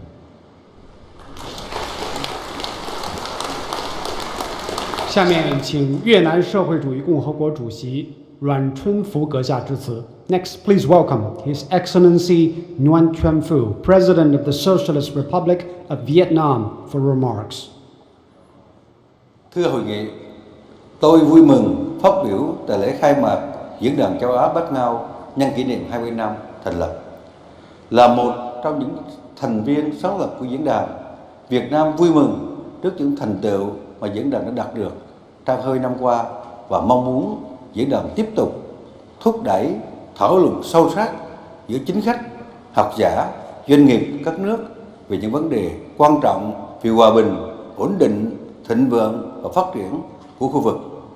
Tôi cũng đánh giá cao chủ đề của diễn đàn năm nay khi chúng ta đang đứng trước một thế giới thay đổi nhanh chóng với những thách thức, khó khăn chưa từng có, thiên tai, biến đổi khí hậu khắc nghiệt, đại dịch Covid-19 diễn biến phức tạp, tác động tiêu cực đến mọi mặt của đời sống, kinh tế, xã hội, đe dọa đảo ngược những tiến bộ sau đó giảm nghèo và tước đi nguồn lực cần thiết việc thực hiện các mục tiêu phát triển bền vững 2030 của Liên Hiệp Quốc. Trong bối cảnh đó, không quốc gia nào dù lớn hay nhỏ có thể đơn độc giải quyết những thách thức đa chiều này. Chỉ có hợp tác và đoàn kết mới đem lại thành công. Thưa quý vị, thế giới sẽ vượt qua những thách thức nghiêm trọng này ra sao phụ thuộc rất nhiều vào hành động của chúng ta hôm nay. Điều quan trọng là chúng ta cùng chung tay hành động vì sự phát triển bao trùm, bền vững và an toàn cho mọi người dân. Để làm được điều này, tôi xin nhấn mạnh 4 vấn đề mà chúng ta cần đặc biệt quan tâm trong thời gian tới. Một là đẩy mạnh hợp tác trong kiểm soát và ngăn chặn dịch bệnh, nâng cao năng lực hệ thống y tế công và bảo đảm các quốc gia đều có cơ hội tiếp cận vaccine với chi phí hợp lý. Hai là giữ vững ổn định kinh tế vĩ mô, tạo thuận lợi thương mại và đầu tư, giải quyết các trở ngại, các rào cản trong thương mại quốc tế, bảo đảm hoạt động của các chuỗi cung ứng, thúc đẩy sản xuất, tạo việc làm, tăng sức chống chịu của nền kinh tế trước những cú sốc tương tự có thể xảy ra trong tương lai. Ba là huy động nguồn lực cần thiết cho phát triển kinh tế bền vững và bao trùm, thực hiện các mục tiêu phát triển bền vững 2030 của Liên Hợp Quốc, đặc biệt về ứng phó biến đổi khí hậu, năng lượng sạch, quản lý bền vững tài nguyên thiên nhiên, giáo dục. 4 là xây dựng cơ sở hạ tầng đồng bộ và phát triển nguồn nhân lực cho chuyển đổi số trong xu thế phát triển mới, không để ai tụt lại phía sau. Theo đó, chúng tôi hoan nghênh những nỗ lực thúc đẩy kết nối khu vực, liên kết kinh tế trong khuôn khổ sáng kiến vành đai con đường và mong rằng sáng kiến sẽ đóng góp tích cực cho quá trình phục hồi kinh tế thế giới sau đại dịch. Hai nước Việt Nam và Trung Quốc đang tích cực xây dựng kế hoạch chung để triển khai hiệu quả bản ghi nhớ về kết nối giữa sáng kiến vành đai và con đường với chương trình hợp tác hai hành lang một vành đai của Việt Nam. Việt Nam và Trung Quốc là hai quốc gia có quan hệ láng giềng, truyền thống gần gũi, núi sông liền một dải, đã cùng hợp tác ngăn chặn tốt sự lây lan của dịch Covid-19, duy trì tăng trưởng kinh tế và đã trở thành những điểm sáng ở khu vực và trên thế giới. Bước vào thập kỷ mới, Việt Nam chân thành mong muốn tăng cường hợp tác toàn diện, hiệu quả, bình đẳng cùng có lợi với Trung Quốc trên các lĩnh vực, cùng nhau vượt qua đại dịch Covid-19, giữ vững môi trường hòa bình, ổn định, vun đắp quan hệ hữu nghị, hợp tác Việt Trung ngày càng phát triển mạnh mẽ. Thưa quý vị, những quyết sách của ngày hôm nay sẽ định hình thế giới ngày mai. Tôi trông đợi diễn đàn sẽ mang đến nhiều đề xuất và ý tưởng mới nhằm thúc đẩy hợp tác khu vực, phát huy tốt nhất tiềm năng và lợi thế của mỗi quốc gia và để châu Á tiếp tục là một trung tâm phát triển năng động của kinh tế toàn cầu. Tôi xin chúc diễn đàn châu Á Bát Ngao 2021 thành công tốt đẹp. Chúc quý vị sức khỏe, hạnh phúc. Xin trân trọng cảm ơn. 下面请孟加拉人民共和国总理哈希纳阁下致辞。Next, please welcome His Excellency Sheikh Hasina, Prime Minister of People's Republic of Bangladesh, for remarks. Bismillahirrahmanirrahim.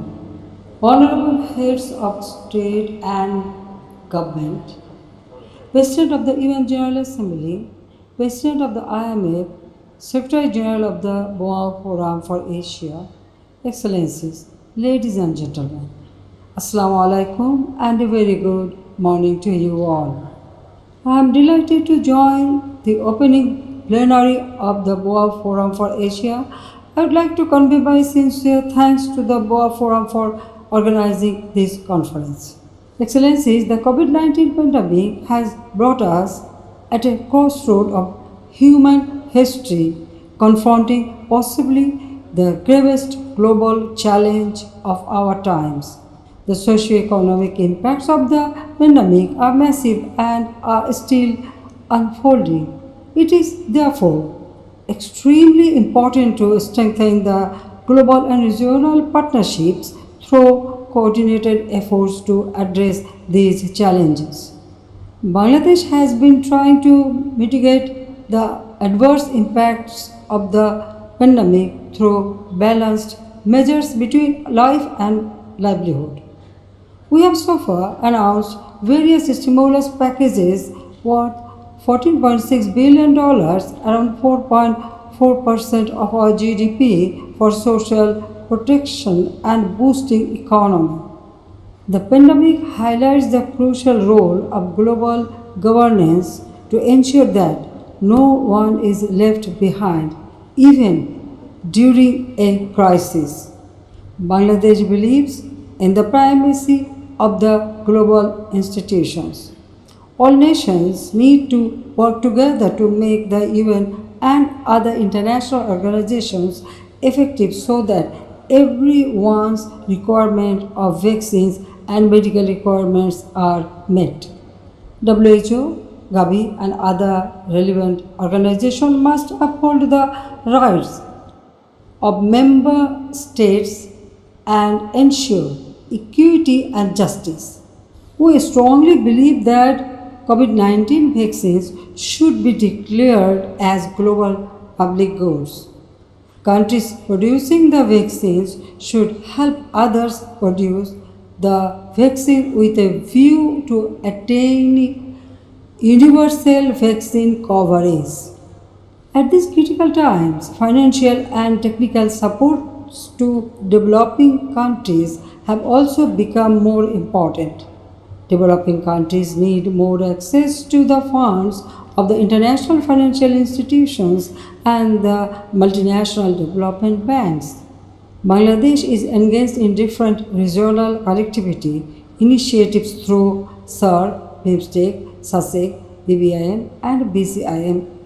Bangladesh is uniquely placed to connect the regions of South Asia, Southeast Asia, East Asia and beyond through multimodal linkage and believes that BRI could play an important role in this regard. Excellencies, this continent has the advantage of huge demographic dividend, vast markets in the technological age. If we join hands together, we can grow faster. This will also help us achieve the SDGs that we all committed to fulfill. We need to maximize the technological potentials of the 4IR by extending hands each other. Bangladesh has created a remarkable structure for facing the future challenge through establishing high-tech parks, broadband and satellite connectivity. Most importantly, we have been preparing our young people for innovation, not just for imitation. Hence, together, we also have to tap each other's advantages as well as overcome various challenges that come with it, including cyber crimes. Timely measures can help us realize the possibilities of the ASEAN century. Excellencies, Bangladesh is one of the most climate vulnerable countries. Despite our resource scarcity, we have established a climate change trust fund of about $450 million from our own resources. We have been implementing various adaptation and mitigation programs to offset the adverse impacts of climate change. Our Parliament, in November 2019, adopted a motion declaring planetary emergency to deal with climate change issues. As part of celebrations of the birth centenary of our father of the nation, Bangabandhu Sheikh Mujibur Rahman, we are planting 30 million trees across the country. We have also adopted the Mujib Climate Prosperity Plan, which would help mobilize resources for a better and secured future. Bangladesh is the current president of the Climate Vulnerable Forum, CPF. We are also hosting the South Asian Regional Office of Global Center for Adaptation. The center will work on disseminating local-based innovative adaptation strategies. Excellencies, I would like to end by recapping 3 points. First, we need strong partnership among us to address the challenges posed by the pandemic and to make vaccines available to everyone by declaring it as global public goods. Second, we need to work together for harnessing the power of technology, as we all realize the future will be driven by the 4IR, which come with opportunities and challenges. And third, seamless physical and digital connectivity will be the key to reap the benefits of the ASEAN century. Excellencies, under the current state of globalization, every country has to do its part for common good. The nations and economies will have to look out for each other, as no single country in this world can sustain on its own. Let's think together, work together, grow together. Thank you all. 下面有请柬埔寨王国首相洪森阁下致辞。Next, please welcome His Excellency Hun Sen, Prime Minister of the Kingdom of Cambodia, for remarks. ដំលីពតុងអគ្គលេខាធិការនៃវេទិកាបូអាសម្រាប់អាស៊ីអាយដាមលោកជំទាវថ្នាក់ដឹកនាំប្រទេសទាំងអស់អាយដាមលោកជំទាវលោកស្រីថ្ងៃនេះខ្ញុំមានសេចក្តីរីករាយជាណែកដែលបានចូលរួមថ្លែងសន្ទរកថានៅក្នុងវេទិកាពិធីបើកវេទិកាបូអាសម្រាប់អាស៊ីក្រោមប្រធានបទពិភពលោកក្នុងការផ្លាស់ប្ដូររួមដៃគ្នាដើម្បីពង្រឹងអភិបាលកិច្ចសកលនិងលើកកម្ពស់កិច្ចសហប្រតិបត្តិការខ្សែក្រវ៉ាត់និងផ្លូវខ្ញុំក៏សូមអបអរសាទរចំពោះខួបគម្រប់20ឆ្នាំនៃការបង្កើតវេទិកាដែលកន្លងមកបានចូលរួមចំណែកយ៉ាងសំខាន់ក្នុងការជំរុញកិច្ចសហប្រតិបត្តិការនយោបាយសេដ្ឋកិច្ចសង្គមវប្បធម៌និងបរិស្ថានបច្ចុប្បន្នជំងឺ COVID-19 បានបន្តគំរាមកំហែងយ៉ាងធ្ងន់ធ្ងរដល់សុខភាពសាធារណៈសកលនិងការអភិវឌ្ឍជារួមក្នុងបរិយាកាសនេះគ្មានប្រទេសណាមួយមានសុវត្ថិភាពនោះទេដរាបណាប្រទេសទាំងអស់មិនមានសុវត្ថិភាពក្នុងន័យនេះកម្ពុជាសូមវាយតម្លៃខ្ពស់ចំពោះការយកចិត្តទុកដាក់និងការបញ្ញាចិត្តរបស់ប្រទេសចិនក្នុងការអនុវត្តផ្លូវសូត្រសុខភាពក្រោមគំនិតពុយប្រាំខ្សែក្រវ៉ាត់និងផ្លូវនិងទួនាទីឈានមុខក្នុងការផ្ដល់នៅថ្នាំពេទ្យគ្រឿងបរិក្ខារវិទ្យាសាស្ត្រនិងវ៉ាក់សាំងការពារ COVID-19 តាន់ពេលវេលាទៅកាន់ប្រទេសជាច្រើនដែលនេះជាសក្ខីភាពមួយយ៉ាងបញ្ជាក់អំពីភាពដឹកនាំសកលរបស់ប្រទេសចិនឆ្លៀតក្នុងឱកាសនេះតាំងនាមឲ្យរាជរដ្ឋាភិបាលនិងប្រជាជនកម្ពុជាខ្ញុំសូមថ្លែងអំណរគុណយ៉ាងជ្រាលជ្រៅបំផុតចំពោះរដ្ឋាភិបាលនិងប្រជាជនចិនដែលបានផ្ដល់ថ្នាំពេទ្យគ្រឿងបរិក្ខារវិទ្យាសាស្ត្រក៏ដូចជាវ៉ាក់សាំងការពារជំងឺ COVID-19 ចំនួន2.8 លានដូសដល់កម្ពុជា ដែលក្រុងនោះមាន1លាន3សែនដុល្លារជាចំនួនមនុស្សឯកឧត្តមលោកជំទាវអរលោកស្រីក្រៅពីជំងឺរាតត្បាត COVID-19 ពិភពលោកកំពុងប្រឈមនឹងបញ្ហាជាច្រើនទៀតដែលបណ្ដាលមកពីភាពតានតឹងនៃការប្រកួតប្រជែងភូមិសាស្ត្រនយោបាយរវាងប្រទេសមហាអំណាចស្របពេលជាមួយនឹងការងើបឡើងនៃប្រទេសមហាអំណាចកណ្ដាលដែលបានបោះជំហានយ៉ាងលឿននៅលើឆាក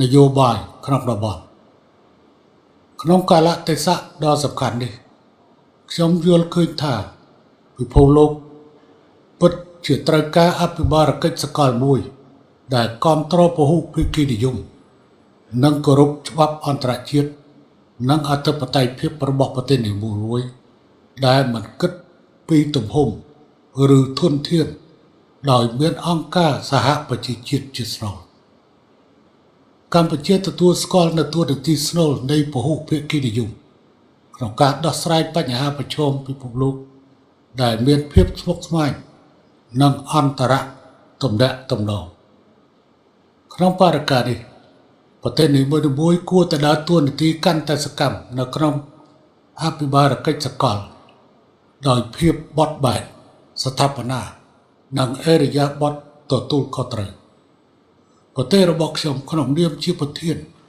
នៃកិច្ចប្រជុំកំពូលអាស៊ីអឺរ៉ុបលើកទី13បានជ្រើសរើសយកមូលបត្រពង្រឹងពហុភាគីនិយមដើម្បីកំណើនរួមគ្នាដើម្បីបង្ហាញអំពីការបញ្ញាចិត្តរបស់ដៃគូអាស៊ីអឺរ៉ុបទាំងអស់ដែលមិនត្រឹមតែជំរុញភាពជាដៃគូអាស៊ានសម្រាប់ផលប្រយោជន៍ទៅវិញទៅមកប្រទេសប៉ុន្តែថែមទាំងលើកកម្ពស់អភិបាលកិច្ចសកលសម្រាប់ពង្រឹងប្រព័ន្ធពហុភាគីនិយមប្រយុទ្ធប្រឆាំងនឹងការប្រែប្រួលអាកាសធាតុនិងស្ដារសេដ្ឋកិច្ចឡើងវិញបន្ទាប់ពីវិបត្តិ COVID-19 លើសពីនេះទៀតខ្ញុំមានចក្ខុវិស័យអំពីការពង្រឹងបន្ថែមទៀតនៅកម្រិតព្រួយប្រាមខ្សែក្រវ៉ាត់និងផ្លូវដែលមានសមត្ថភាពក្នុងការនាំមកនូវសាមគ្គីភាពក្នុងចំណោមប្រទេសទាំងអស់ដែលចូលរួមចំណែកដល់ដំណើរការស្ដារឡើងវិញសន្ទុះវិជ្ជមានដែលសម្រេចបានក្រោមកម្រិតព្រួយប្រាមខ្សែក្រវ៉ាត់និងផ្លូវចាប់តាំងពីការបង្កើតមកបានរួមចំណែកដល់ការជំរុញកិច្ចសហប្រតិបត្តិការក្នុងតំបន់និងពិភពលោកលើហេដ្ឋារចនាសម្ព័ន្ធរឹងនិងទន់សេដ្ឋកិច្ចពាណិជ្ជកម្មកាលានុវត្តភាពវិនិយោគការផ្លាស់ប្ដូរវប្បធម៌និងការតបជាប់រវាងប្រជាជននិងប្រជាជនខណៈពេលនៃការធ្លាក់ចុះសេដ្ឋកិច្ចនេះកំណត់ព្រួយប្រាមខ្សែក្រវ៉ាត់នៅផ្លូវនៅតែជាកម្លាំងជំរុញដើម្បីបន្តពង្រីកកិច្ចសហប្រតិ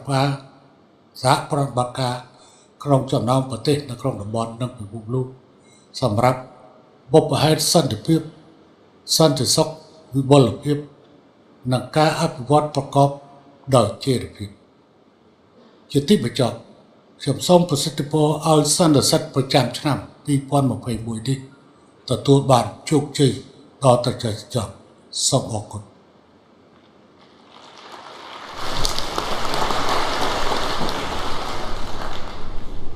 下面请马耳他共和国总理罗伯特·阿贝拉阁下致辞。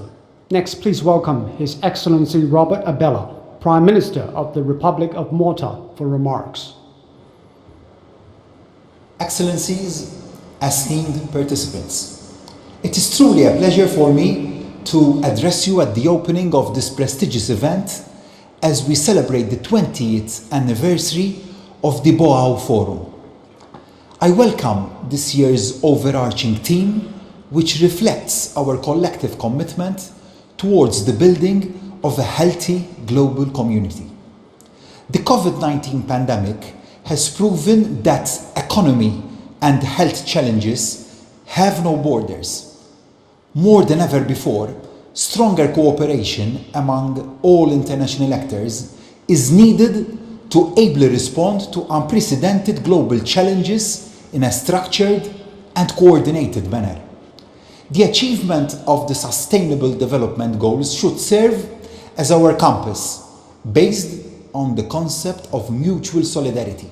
This demonstrates further the strong need for closer economic integration between Asia and Europe.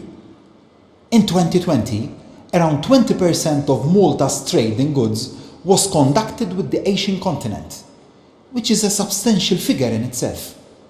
Despite the COVID-19 pandemic, trade between Malta and Asian nations increased by 5% in 2020 when compared to the previous year, indicating the growing importance of the Asian market for our country. And ties between Europe and Asia continue to grow at a steady pace. The Belt and Road Initiative, of which Malta was one of the first co-signatories, is playing a pivotal role in achieving this goal. And my government sees major opportunities in this context, particularly for the creation of jobs and economic growth. These go hand in hand with opportunities to work to promote global public goods, sustainable development, and international security, and to address global and regional challenges within the multilateral system. Furthermore, investment in research and innovation is essential so that we may have the tools that will be necessary for us to weather any future crisis that may come our way. Therefore, it is imperative that the vital role of the Asia-Pacific region in the global economy is not underestimated. This region is rapidly becoming a larger player in the global economy with immense potential. Regional cooperation in the political, economic, or social fora is an important means for creating new trade, investment, and employment opportunities, enhancing economic security, and addressing broader socio-economic and environmental issues. We can only emerge victorious through regional cooperation, discussion, and unity. Multilateralism remains a key component and a constant characteristic of Malta's foreign policy.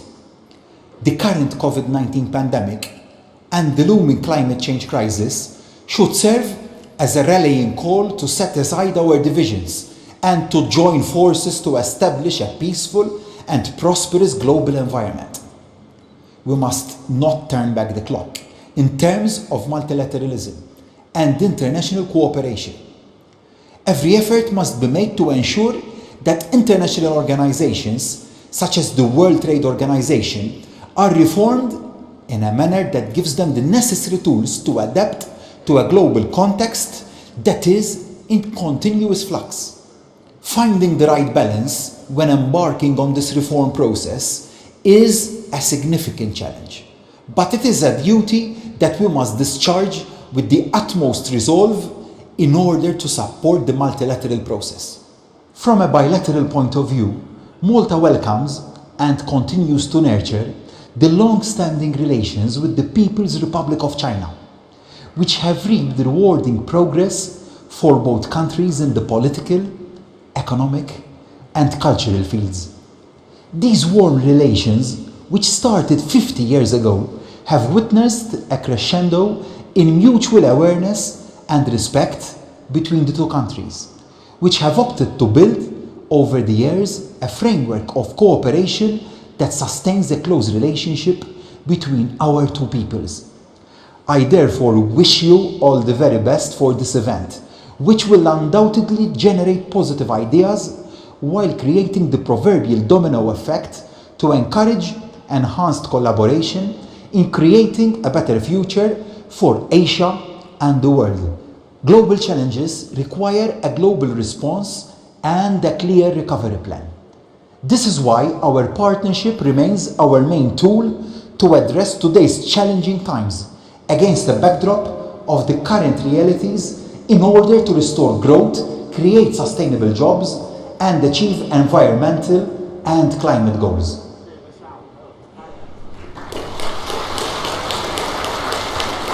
下面有请蒙古国总理奥云额尔登阁下致辞。Next, please welcome His Excellency Lusanamrame Onyon Aden, Prime Minister of Mongolia, for remarks. Бүгд найрамд Хятад улсын дарга Хэмсэг ноён Си Цзиньпин, Азийн төлөөх Боагийн чуулга уулзалтын дарга Ban Ki-moon, төлөөлөгчдийн тэргүүн нараа Хэмсэг хатагтай ноёдоо. Та бүхэнд Азийн төлөөх Боагийн чуулга уулзалт үүсгэн байгуулагдсны 20 жилийн он баярын мэндийг дэвшүүлье. Монгол Улсын засгийн газрыг төлөөлж миний бие өөрчлөгдөж буй дэлхийн ертөнц дэлхийн засаглалыг бэхжүүлж бүс ба зам хамтын ажиллагааг үнзээруулэхэд хамтдаа оролцох сэдвийн дор өнгөрсөн 20 жилийн олд амжилтаа дүгнэж цаашдын хамтын ажиллагааны зүг чигийг тодорхойлох түүхтэн уулзалтын нээлтийн арга хэмжээнд оролцож байгаадаа баяртай байна. Монгол улс тус чуулга уулзалтын үүсгэн байгуулагчдын нэгний хувьд Боагийн чуулга уулзалт бүс нутгийн эдийн засгийн доктортой хөгжлийг хангахад талуудын хамтын ажиллагаа хүчин чармайлтыг чиглүүлэхийн чухлыг онцлон тэмдэглэдэгт талархаж сэтгэл өндөр байгаагаа илэрхийлж байна. 21-р зуунд Азийн эрен, дэлхийн эдийн засаг, улс төрийн тавцанд эзлэх үүрэг оролцоо нэмэгдэж, шин давталгаа хэдийнэ эхэлжээ. Бүгд найрамд Хятад улс өнгөрсөн 40 жилийн хугацаанд нийт 770 сая гаруй хүнийг ядуурлаас гаргаж, дэлхийн ядуурлын түвшинг 70%-аар бууруулан, нэгдсэн үндэсний байгууллагын доктортой хөгжлийн зорилго 2030-д тодорхойлон зорилтод 10 жилийн өмнө хүссэн тухай мэдгдсэнд чин сэтгэлийн баяр дэвшүүлье. Хүн төрөлхтний хөгжлийг хойш нь татсан бидний өмнө тулгарч буй томоохон бэрхшээлбэл яах аргагүй ядуурл юм. Эдийн засгийн өсөлтийн доктортой нэмэгдүүлэн төрөлжүүлж баялагын шударга хуваарлт хийх нь ядуурлыг бууруулахад чухал ач холбогдолтой гэдгийг онцлон тэмдэглэхийг хүсэж байна. Эрхэм төлөвчдөө COVID-19 хэмээх вирус хүн төрөлхтөн эдийн засаг, улс орнуудын засгийн газарт хүндхэн сорилтыг авчирсан ч улс хоорондын харилцан хамаарал ямар гүн гүнзгий болохыг мөн хамтын ажиллагаа ямар чухал болохыг бидэнд юу юунаас илүү ойлгуулж байна. Цар тахлыг даван туулах, ганц зам болох вакцинжуулалтыг эрчимжүүлэх чиглэлээр улс орнуудын засгийн газар хичээнгүйлэн ажиллаж бүс нутгийн хамтын ажиллагаа үр дүнтэй өрнөж байгааг сайшин тэмдэглэхэд таатай байна. Хөгжиж байгаа улс орнуудын нэг шаардлагатай байгаа вакцинаар хангахад манлайлан оролцож, тусламжийн гараа сунган хамтран ажиллаж байгаа бүс нутгийн түншүүд, тэр дундаа бүгд найрамд Хятад улс, Оросын холбооны улс, бүгд найрамд гэмтгэг улсад талархаж байгаагаа илэрхийлье. Азийн улс орнууд цар тахлыг хурдан хэмж чадсанаар бүс нутгийн эдийн засгийн өсөлт энэ жил өсрөнгөө буюу дотоодын нийт бүтээгдэхүүний өсөлт 8% байхаар олон улсын байгууллагууд онцолж байна. Монгол Улсын засгийн газар цар тахлыг богино хугацаанд үр дүнтэй даван туулахын тулд энэ оны 7 дугаар сарын 1 гэхэд бүх хэрэгтэй бүрэн дархлаажуулан эдийн засгийн өсөлтийг 6.1% хүргэх, эрүүл мэндэ хамгаалж эдийн засгаас сэргээх 10 их нэгдлийн цогц төлөвлөгөөг хэрэгжүүлж байна. Бидний хамгийн том ойрын зорилт болох энэ оны 5 дугаар сарын 1 гэхэд хилээ нээж гадаад худалдаа, улс орондын зорчигч тээврийн хөдөлгөөнийг идэвхжүүлэх, аялал жуулчлалыг эхлүүлэхийн төлөө шаргуу ажиллаж байна.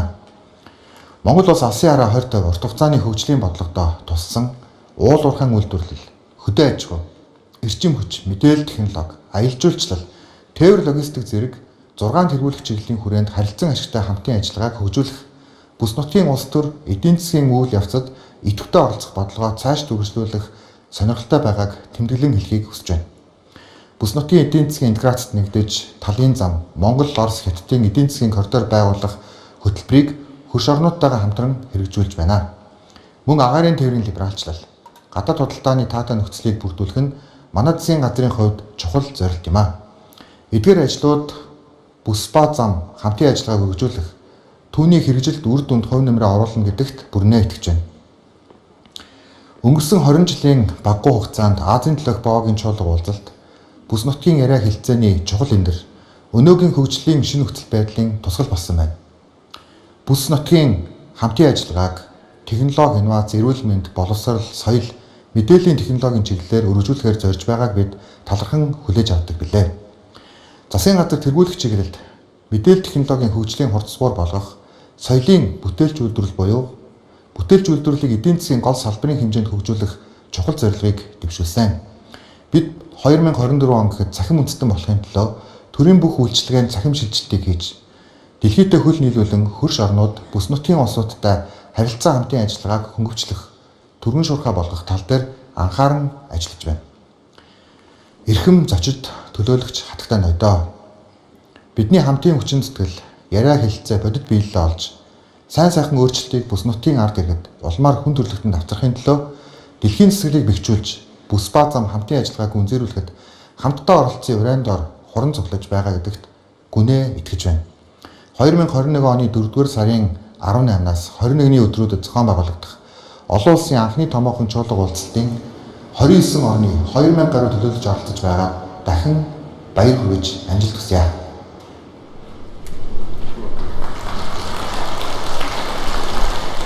下面请新西兰总理阿德恩阁下致辞。Next, please welcome His Excellency Jacinda Ardern, Prime Minister of New Zealand, for remarks. President Xi, leaders, distinguished guests, kia ora koutou, ni hao. It is my pleasure to address the Baoa Forum for Asia, and especially so on this, its 20th anniversary. New Zealand is a long-standing supporter of the forum.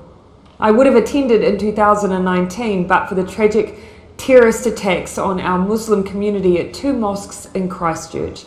And now COVID-19 prevents attendance by international visitors. These are reminders, if we needed them, of our uncertain and challenging times. But they also speak to the vital importance of international cooperation on global issues. It is timely for the Baoa Forum to be focusing on strengthening global governance. New Zealand's place in the world, our history as a country, and our democratic values drive us to seek common purpose, to find strength in diversity, and strive for a more equal society. New Zealand views human rights as having universal, equal, and non-discretionary application. We place fundamental importance on the inherent rights of all our citizens, regardless of their ethnicity, religion, or their social or economic circumstances. New Zealand is a strong supporter of the rules, norms, and international framework that govern global affairs. We're active members of the WTO, the WHO, the bodies upholding the UN Convention on the Law of the Sea, international climate change arrangements, and international human rights treaties, among others. They enhance predictability and stability, reflect values of importance to New Zealand, and allow the voices of small countries like New Zealand to be heard. The rules-based international order facilitates cooperation on global issues that must be approached collectively if we are to solve them. COVID-19 has provided a stark reminder of just how interconnected our world is and the vital importance of working together to ensure our safety and prosperity. And the rules-based international order will become increasingly important as we face global challenges such as climate change, new technologies, and pandemics. It is incumbent on all of us to restore, build trust, and then act in ways consistent with the rules-based international order to deliver these outcomes. I'm delighted that New Zealand is chairing APEC this year. Over the past 30 years, APEC's collective GDP per capita has doubled, and APEC has played an important role in helping to lift around 1 billion people out of poverty across the region. I congratulate China on its recent announcement on eradicating extreme poverty. APEC has served as a model for international cooperation and good governance in the heart of our regional economic diplomacy. Its proud history has been based on the principles of consensus and voluntary action. And as we are now united in navigating a global crisis, the likes of which we've not seen in our lifetime, APEC has an important role to play. APEC has expertise in simplifying and harmonising supply chains to facilitate trade. We should harness that expertise and ensure that the movement of vaccines and other goods needed to fight the pandemic do not suffer avoidable delays. APEC too has a role in accelerating our economic recovery by fostering jobs and growth. APEC has helped the Asia-Pacific become the world's most economically dynamic region. It has achieved this by incubating ideas, developing best practice, and supporting reforms that underpin a vibrant and open regional economy. We should hold tight to these principles as we devise the best economic and trade policies to support open markets and a sustainable recovery. Our fastest path to recovery is by working together. APEC also plays a valuable role in convening leaders from around the region to discuss our shared challenges directly with each other. And I look forward to discussions with President Xi in that context. This direct engagement at the political level provides unique insights and helps us to coalesce around regional solutions. This kind of dialogue will help to lay the foundations for a better future. APEC should help its members find ways to more fairly spread the benefits of international connectivity across our societies and ensure that inequality is not exacerbated by COVID-19. Our economic recovery should not leave behind critical economic actors such as small businesses, women, rural populations, or Indigenous people. An inclusive recovery will be a more resilient recovery. Similarly, a sustainable economy will be more resilient to shocks and better placed to undergo transformation in response to climate change. New Zealand's investment in hosting APEC 2021 reflects not only our belief in this particular institution, but also our view that good global governance is best achieved through such institutions. That is not to say that multilateral institutions, including APEC, are perfect.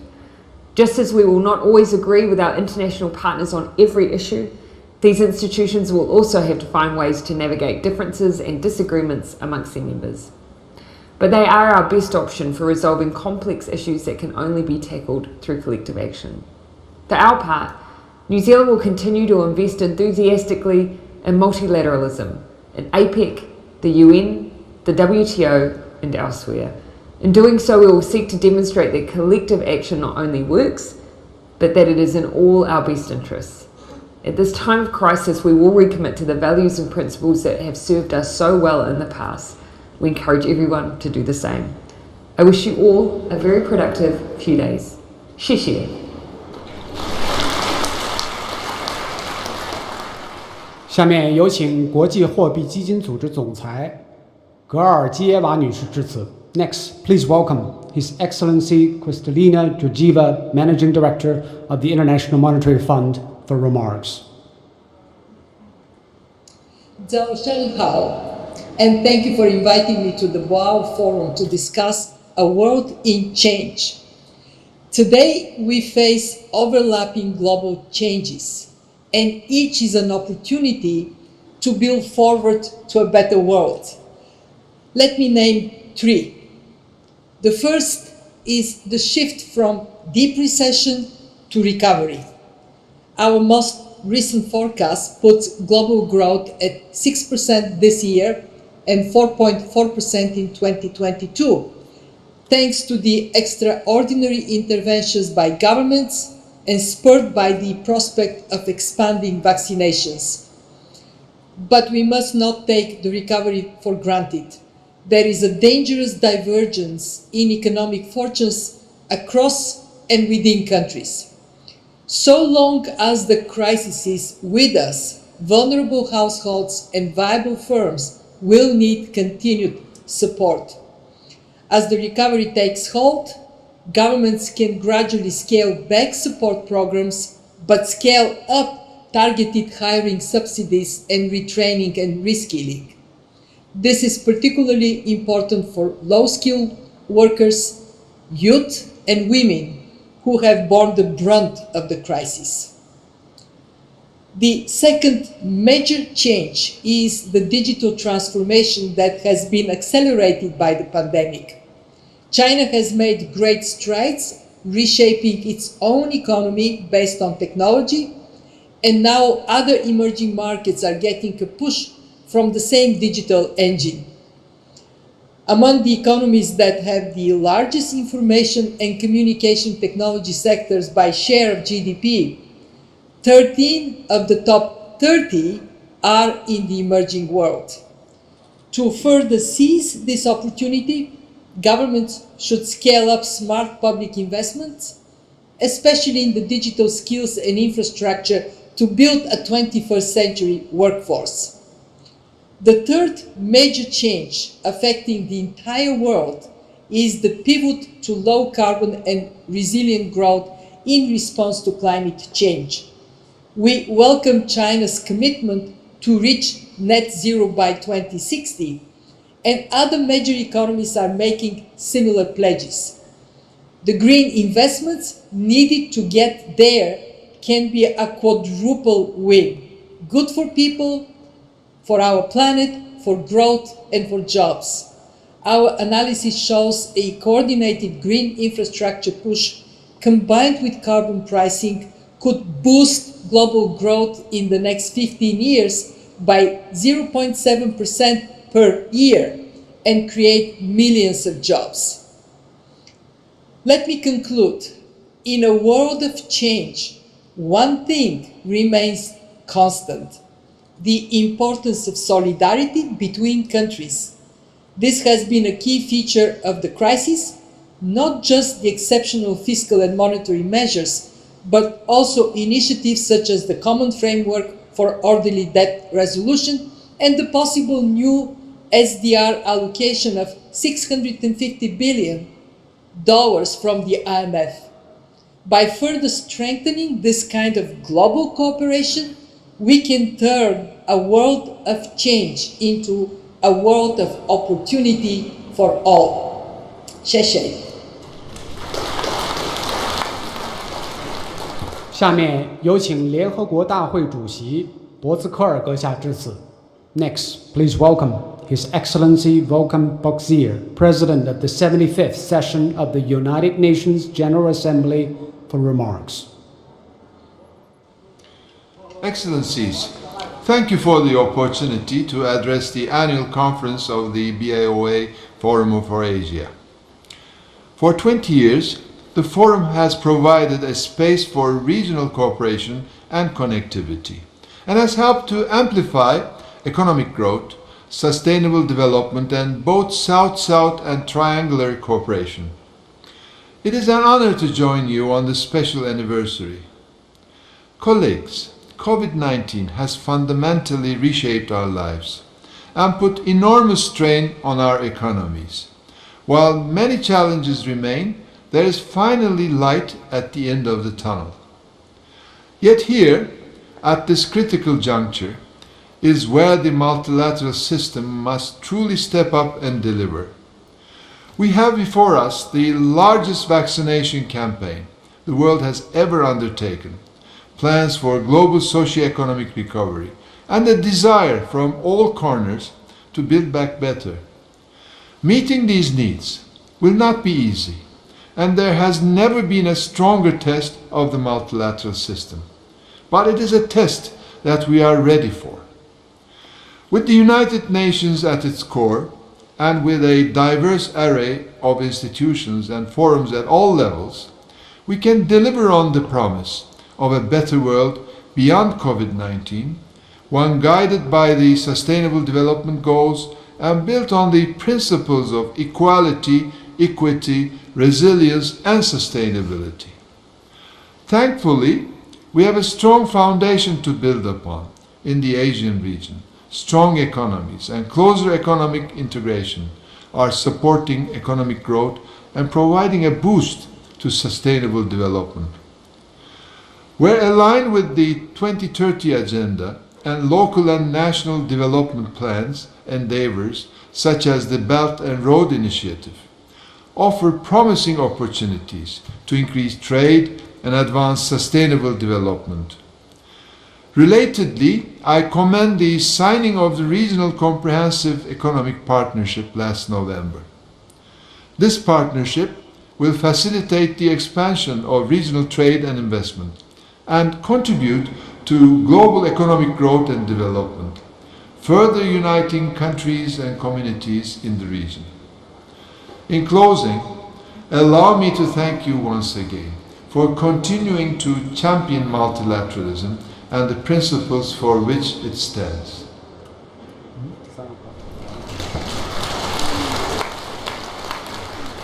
下面请博鳌亚洲论坛理事、沙特基础工业公司副董事长兼首席执行官阿尔拜延先生致辞。Next, please welcome Mr. Yosef Abdullah Al Banyan, member of the board of the directors for the Boao Forum for Asia, vice chairman and CEO of SABIC, for remarks. Your Excellency Wang Qishan, Vice President of China, Your Excellency Mr. Ban Ki-moon, Chairman of Boao Forum for Asia, distinguished guests, ladies and gentlemen. As the first speaker from the global business community and the only one from the Middle East, it's our great privilege to share our thoughts with you at the 20th anniversary of this prestigious event. Being a world-leading diversified chemical company, and a proud partners of Boao Forum for Asia for the 13th time, SABIC is honored to continue this partnership this year as the honorary strategic partner. We are firmly committed to the Chinese market and here through our strategy of thinking globally yet acting locally. We have achieved an impressive result and expect more fruitful ones still to come. Our JV with Sinopec in Tianjin is planning a new round of expansion, and we are exploring great investment opportunities as well. In 2020, shook the status quo of the entire world in a profound ways and created a world that is calling for leaders, thinkers, innovators and movers from our business community. China effectively navigated through a pandemic, which resulted in being the only major economy with positive growth in 2020, setting a strong base for growth for more than 6% for 2021.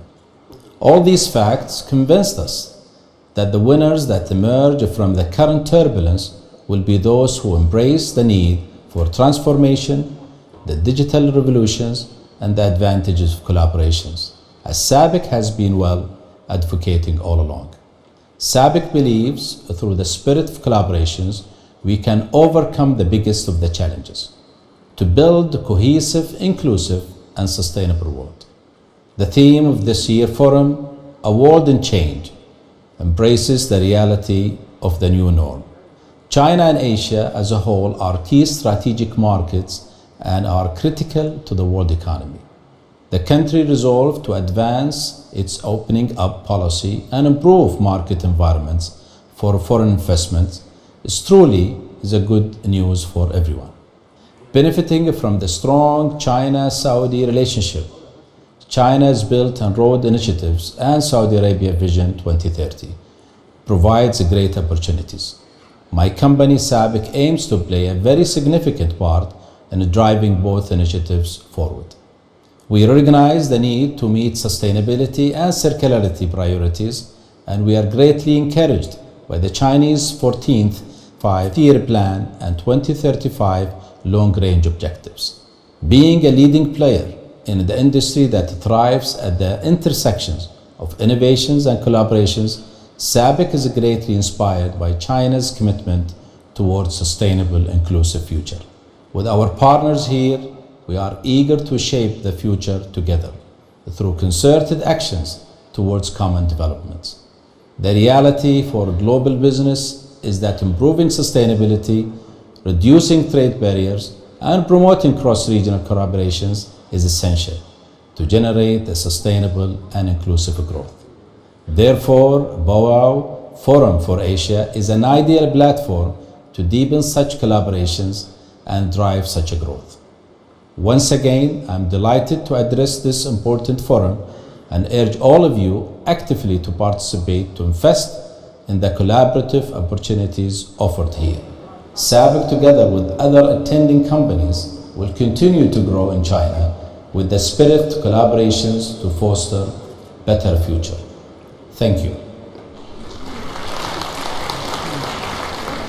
下面有请博鳌亚洲论坛咨询委员 SK 集团董事长崔泰元先生致辞。Next, please welcome Mr. Chait Tuan Wan, member of the Council Advisors of the Boao Forum for Asia and Chairman and CEO of SK Group, for remarks. Good morning to all, and greetings from Seoul. My name is Chait Tuan Wan. I'm Chairman of SK Group. This year is an important milestone for two reasons. The first, and while we must be cautious, 2021 may come to mark the beginning of the end for the pandemic. The year we finally turned the tide. Second, the Boao Forum has now entered its third decade. This is a happy occasion for all those who have worked so hard over the years to drive its success. SK is a founding member and honorary strategic partner of the Boao Forum. We have witnessed the first-hand its rising prominence and influence. Over the last 20 years, the forum has emerged as a privileged space for dialogue and regional cooperation. It has also become a powerful voice for Asia, a reason that it has grown in self-awareness, confidence, and that is today's driving global economic growth.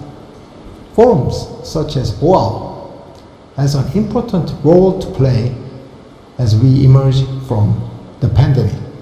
The challenges before us are staggering in scale and complexity. To address these challenges, we need less protectionism and more international cooperation. We need to share best practice and to harness the collective energy and leadership of all stakeholders, from public authority to civil society. The corporation clearly have an important role to play. As a representative of the business community, I believe that ESG provides an ideal framework to bind our effort, tackle the pandemic, and drive sustainable growth. At SK, we have incorporated ESG into our business model, and we see it as a part of our future growth strategy. We are, for example, taking the active steps to decarbonize our energy portfolio. We have recently purchased some significant investment to build a new hydrogen economy, together with venturing into solar power, waste management, and plastic recycling. 7 of our biggest affiliates the last year joined the RE100 initiative. This means they will meet 100% of their power demands through renewables by 2050. These are significant efforts, but to maximize the impact of ESG, we must work together to refine our measurement methodology. The measuring impact is the best way to make a case for ESG. And for many years, SK has been at the forefront of measurement standardization. With this in mind, I'm proud to announce that we have recently established a joint social value lab with China's state-owned Asset Supervision and Administration Commission. Such initiatives are exactly what we need to build momentum and to drive the ESG agenda in China and beyond. Ladies and gentlemen, the dealing with the pandemic is today's absolutely priority. But we must not to roll back efforts to deal with major socio-environmental issues, such as plastic pollution in our oceans. As we endeavor to kickstart growth, let us also think about rising carbon emissions. We can no longer think of ESG as an optional nice to have. It is a minimum requirement, a matter of survival. Let us therefore pool our effort and find joint solution to common problems. I'm convinced that the Baoa Forum can play an important role in shaping the post-corona new normal. I look forward to working with you all to make this happen. On behalf of everyone at SK, may I once again congratulate the Baoa Forum on its 20th anniversary. We wish you every success.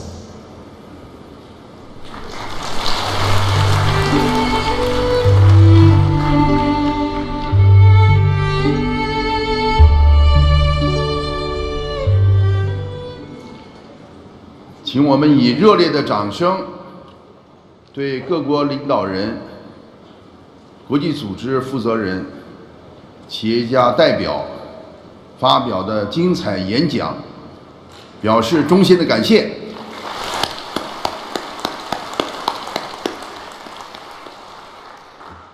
请大家起立，欢送中国国家副主席王岐山阁下。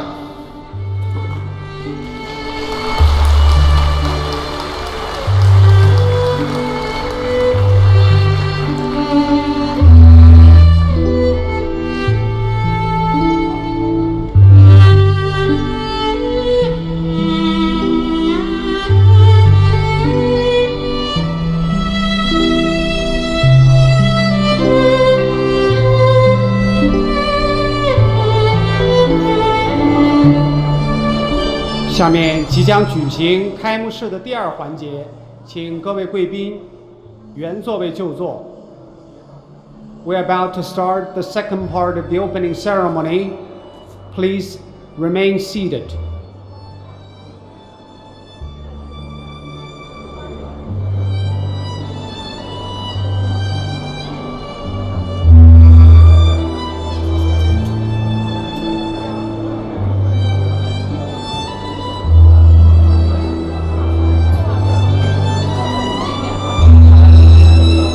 下面即将举行开幕式的第二个环节，请各位贵宾在原座位就座。We are about to start the second part of the opening ceremony. Please remain seated.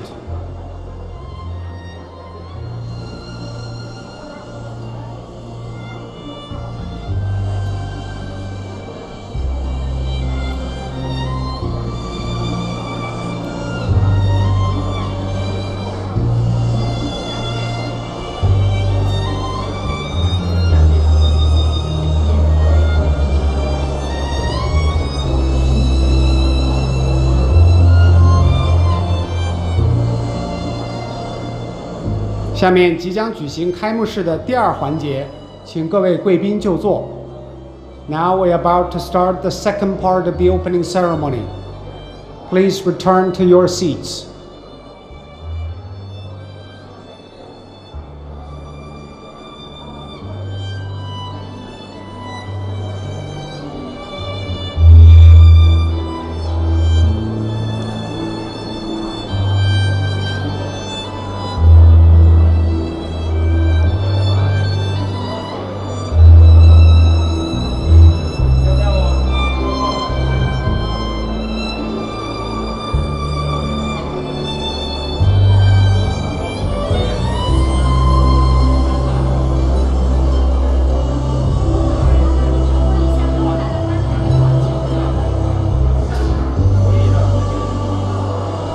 我们也有请后台的观众往前坐。Those sitting in the back, please take your seats on the front. Thank you.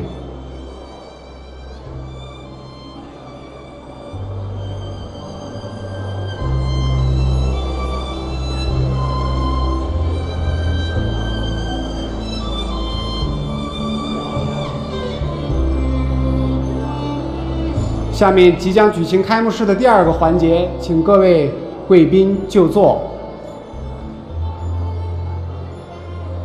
Next is the second part of our opening ceremony. Ladies and gentlemen, would you please return to your seats?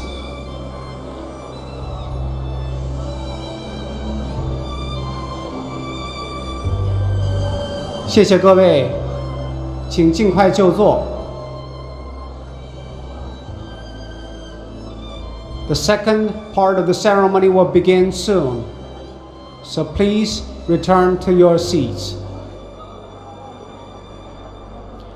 下面有请博鳌亚洲论坛秘书长李保东阁下主持开幕式第二环节。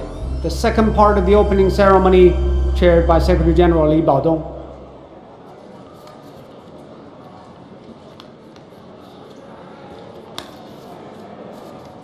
各位代表。现在我们继续进行博鳌亚洲论坛2021年年会开幕式的第二个环节。首先，请亚洲基础设施投资银行行长金立群阁下致辞。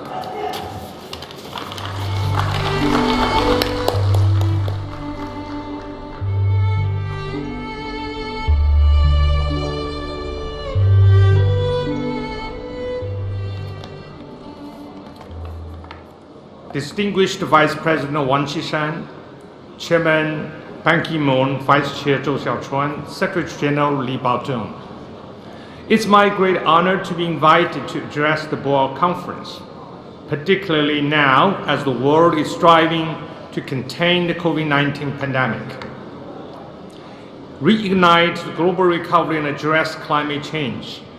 Today, I will focus on global governance and cooperation, which are essential to our success in tackling these three daunting challenges. For that purpose, we must uphold the basic principle of multilateralism.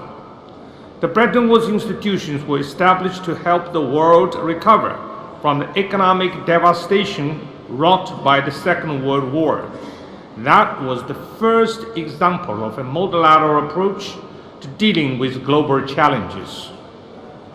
The challenges we face today are no less serious and no less daunting than those faced by the world in the 1940s. The international community must now come together once more to breathe fresh life back into the global governance system. The three major challenges that we have to address cannot be overcome without cooperation on a global scale. The COVID-19 pandemic knows no national boundaries. It will take an integrated approach to stamp it out. The vaccine rollout will help achieve this objective. However, fair and equitable vaccine distribution, particularly to the most vulnerable group of the society, is crucial. No one is safe until everyone is safe. It's also a test of the spirit of international teamwork. Multilateral development banks and other development partners should also help the governments of low-income countries to build up or strengthen their healthcare systems. This will not be the last pandemic, and a quick mutation of the virus will continue to pose a threat to all people in the world. The pandemic has exacerbated the debt problems of many low-income countries, and their expenditure on healthcare facilities and vaccine puts a heavy pressure on the public balance sheets. However, necessary resources must be allocated for the well-being of the people. We aim to provide new money to those countries that are struggling with debt, and we will make sure that this money will be spent on productive purposes for their long-term development. The albatross of climate change has been hanging around our necks for a long time. Political commitment is of paramount importance in tackling the threat to the planet. I would like to pay a special tribute to the resolute leadership of the Chinese leader, Chinese President Xi Jinping, on this matter. China is committed to net zero carbon before 2060. It's one of the most important initiatives by the Chinese since the beginning of reform and opening up. I have no doubt that China's momentous pledge will inspire other developing countries to embrace ambitious targets of their own. Never have global governance and international cooperation been so important as they are today. The world has no choice but to work as one if we are to overcome the immense challenge that confronts us. And AIB intends to be at the forefront of these efforts. We are committed to working with our members and our partners, organizations, to achieve a green recovery from the pandemic and real meaningful action on climate change for the benefits of billions of people around the world. In conclusion, let me highlight the importance of recent China-US dialogue in Shanghai, which is an important step forward in teaming up to address climate change. Indeed, Sino-US cooperation will define the way climate change is to be contained. And this also points to the broad space for the joint efforts of the United States and China to global economic values and social values. Thank you very much.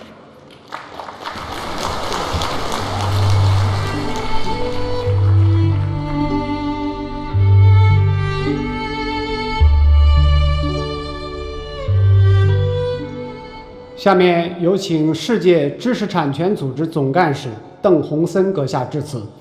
Next, please welcome His Excellency Darren Tom, Director General of the World Intellectual Property Organization, for remarks.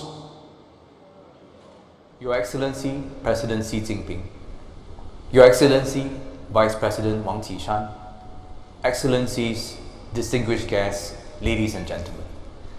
It is my honor to address you at the opening plenary of the Baoa Forum for Asia Annual Conference 2021. Since its establishment 20 years ago, the BFA has become one of the key events in the global calendar, bringing together leaders to discuss issues of strategic importance to the world, but from an Asian perspective. The World Intellectual Property Organization, or WIPO, is honored to have played an active role in your deliberations and to have participated in previous BFA annual conferences, as well as last year's BFA conference on global health, science, technology and innovation. The theme of this year's annual conference is A World in Change. It is indeed apt. The pandemic has caused a health and economic crisis and dramatically changed the way we live, the way we work, the way we play. I therefore thank President Xi for his keynote address, as well as the many participants and speakers at this forum, for your insights on the challenges ahead and what we can do together as one world to overcome them. In the midst of this long and harsh COVID winter, there are some pockets of sunshine. Human ingenuity and innovation has helped us develop, manufacture and deploy vaccines in record time. WIPO, as the UN Agency for Intellectual Property, is here to strengthen our global innovation ecosystem and to help great ideas become reality to make an impact on the world.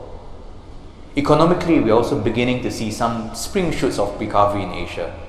Even before the pandemic, Asia has witnessed tremendous growth in innovative and creative activities. 7 out of 10 IP filings now come from Asia. 6 out of 10 R&D dollars are now spent in Asia.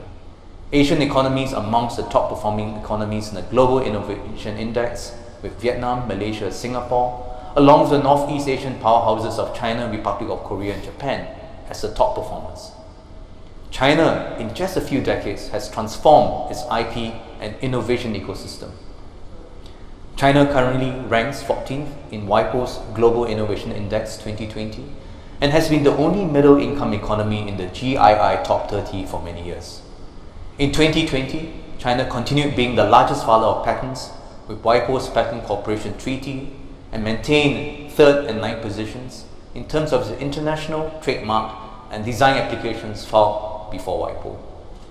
This can be attributed to China's consistent policy over decades on attaching great importance to intellectual property, and is fully demonstrated by President Xi's recent remarks concerning the importance of IP protection for China.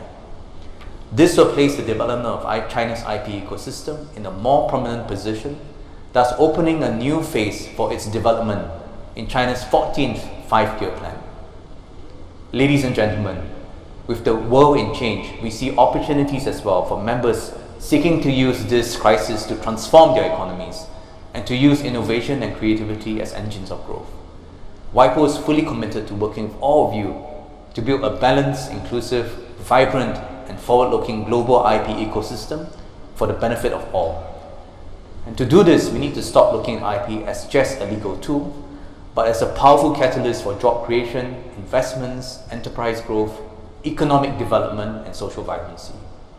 WIPO is therefore looking forward to working with you to bring the IP ecosystem closer to the entrepreneurs, the enterprises, innovators, creators, researchers, and ultimately to the men and women in the street.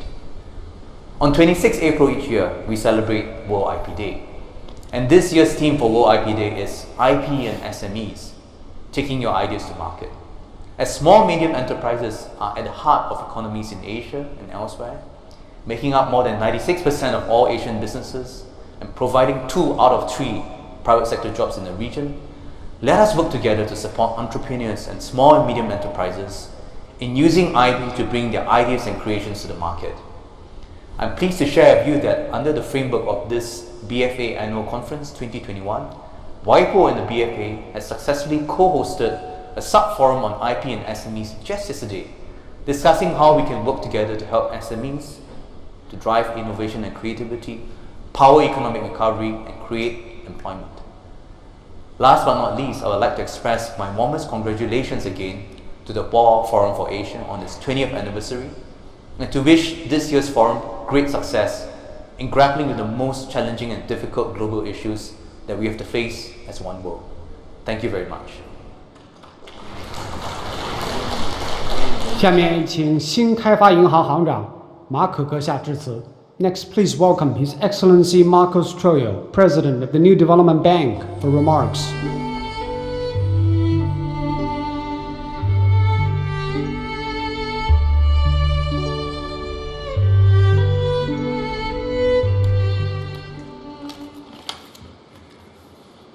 Dear Mr. Secretary General, Excellencies, it's a great privilege to be here at Baoa. And in the celebration of its 20th anniversary, as has been said here, the forum's theme could not be more appropriate, a world in change. But there is indeed another way to put it, which is to say that globalization is in transition.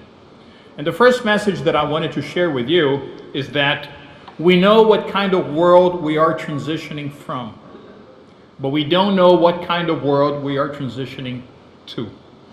This might seem as bad news, but it's actually very good news, because destiny is in our hands. If we take the wrong choices, then there's going to be divergence. By the way, last week's during the IMF meetings, this divergence word was very much sounded.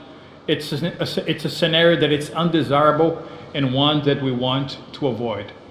On the other hand, we can have convergence, we can have cooperation, we can have a world of productive interdependence. Productive interdependence. That should be the aims of cooperation and global governance.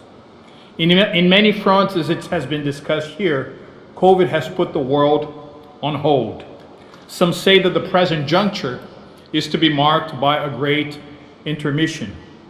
And from a particular angle, deglobalization, obstacles to trade, obstacles to investment, obstacles to ideas, sometimes seem to prevail.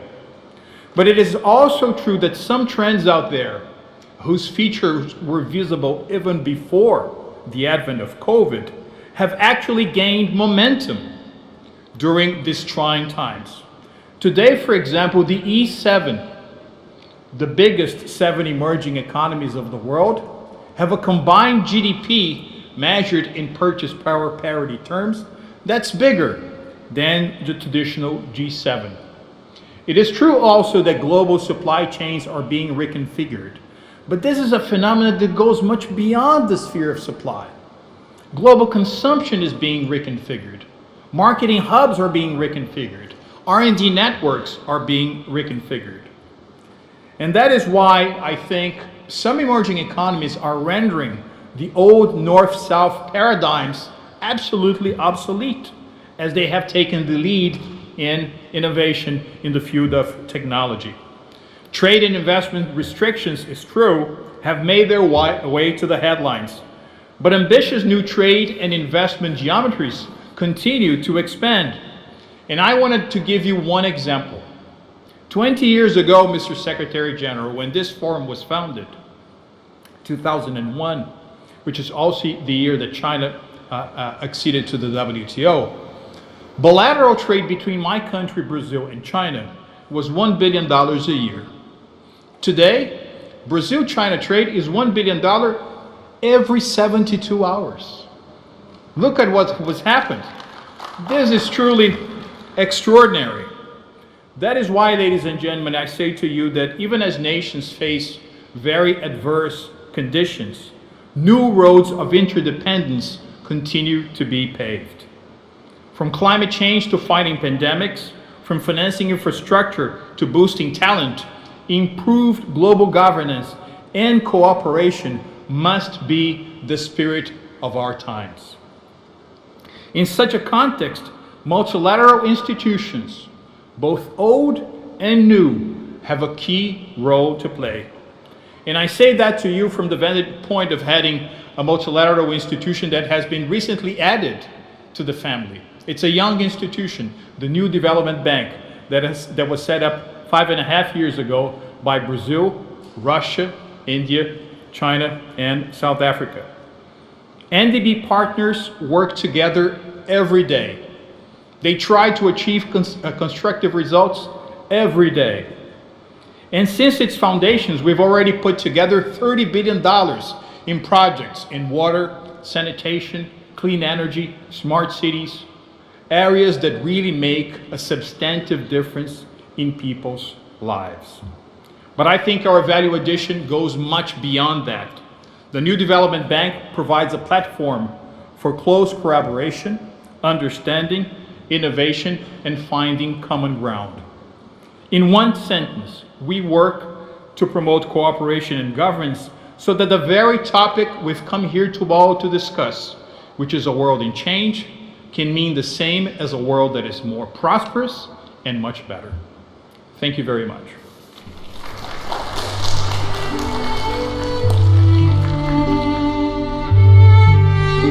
Now, 下面有请世界贸易组织总干事恩格奇·奥孔乔·伊维阿拉女士致辞。Next, please welcome His Excellency Ngozi Okonjo-Iweala, Director General of the World Trade Organization, for remarks.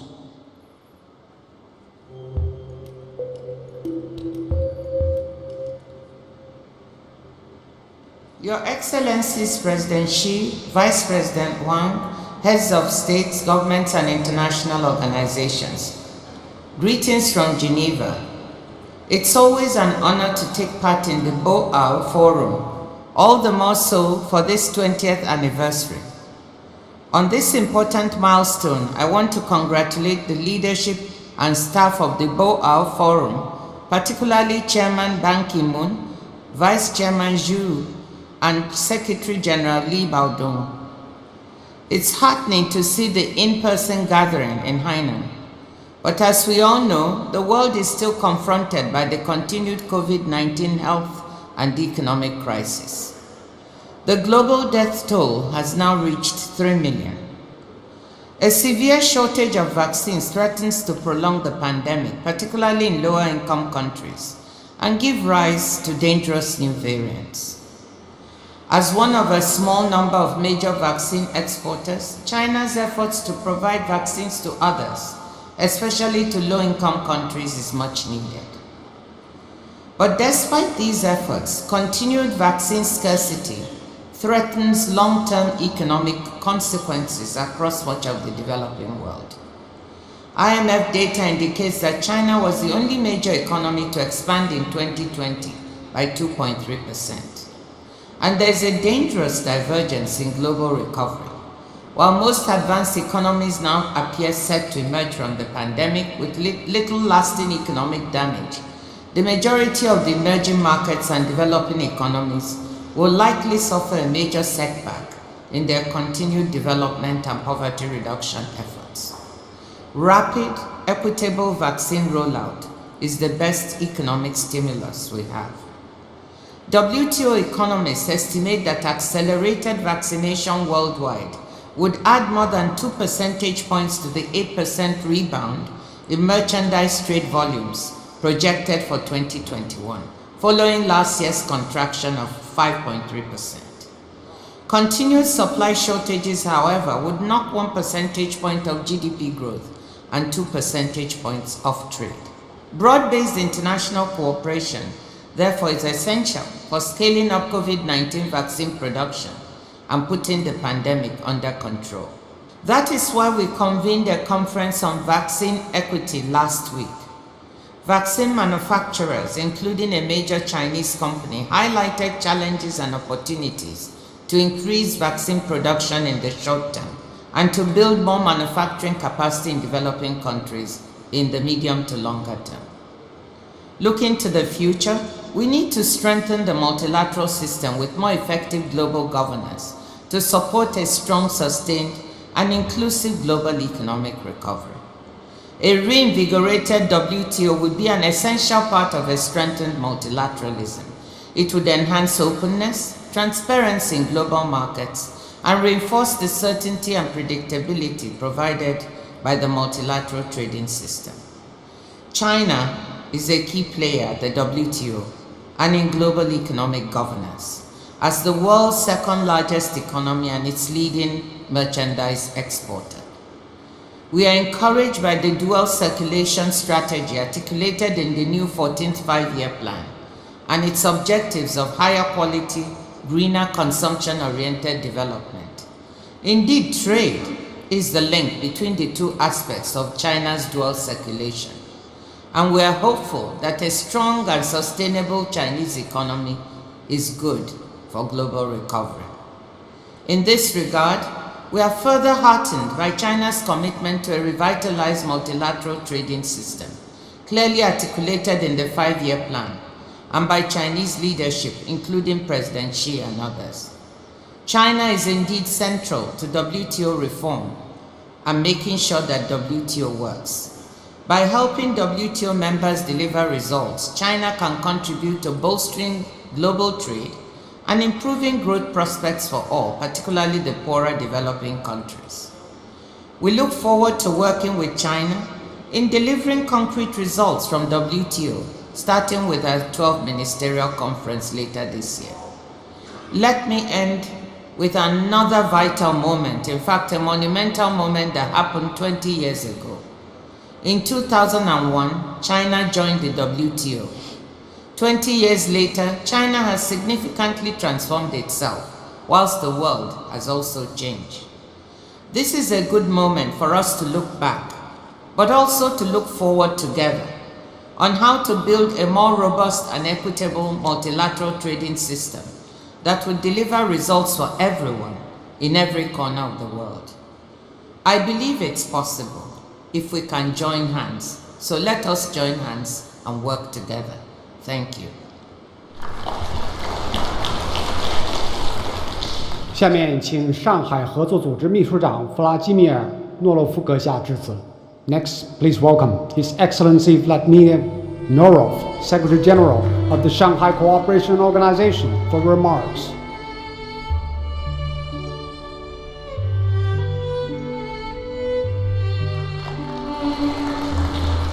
Dear Secretary General, BFA, Mr. Li Baodong, dear heads of delegation and participants, ladies and gentlemen, it is a great honor for me to participate first time in Baoa, our forum, which marks this year its 20th anniversary.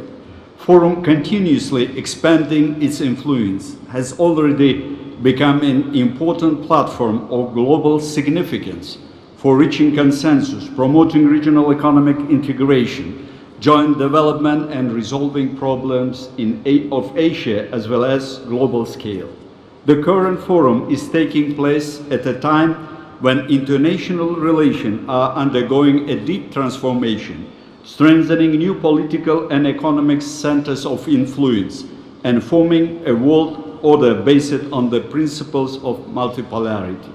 This process is unfolding against the backdrop of increasing challenges and threats to international security and the existing system of interstate relations, the politicization of global economic relations, the weakening of the global governance system, and lack of meaningful progress in reforming existing international financial and trade institutions, as well as the global political and social economic consequences of COVID-19, pose serious risk to the sustainable development of the world economy.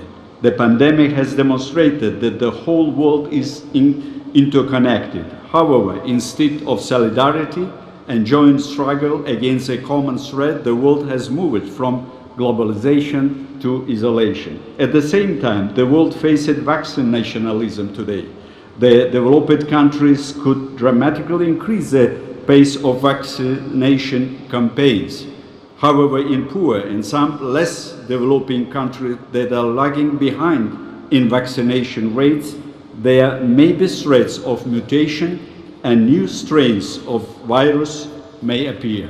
All of this will have a negative impact on containing the pandemic in a global and national context. It is solidarity, multilateralism, cohesion, and joint struggle that should be the driving force in countering this threat. In this regard, a key role is assigned to international institutions and regional associations to strengthen multilateral cooperation and develop coordinated approaches to contain the pandemic and overcome the crisis. Since the outbreak of the infection, the member states of the Shanghai Cooperation Organization, adhering to the principles of the Shanghai Spirit, which means mutual trust, benefit, consultation, respect of difference of cultures and mutual development, have shown a high degree of solidarity, mutual support, and unity in enhancing cooperation to counter the pandemic. China, as the founder of our organization today, provides all possible assistance in vaccination to all countries of ASEAN, which unite perhaps half of the population of the world, but also provided vaccine free of charge to more than 70 countries around the world.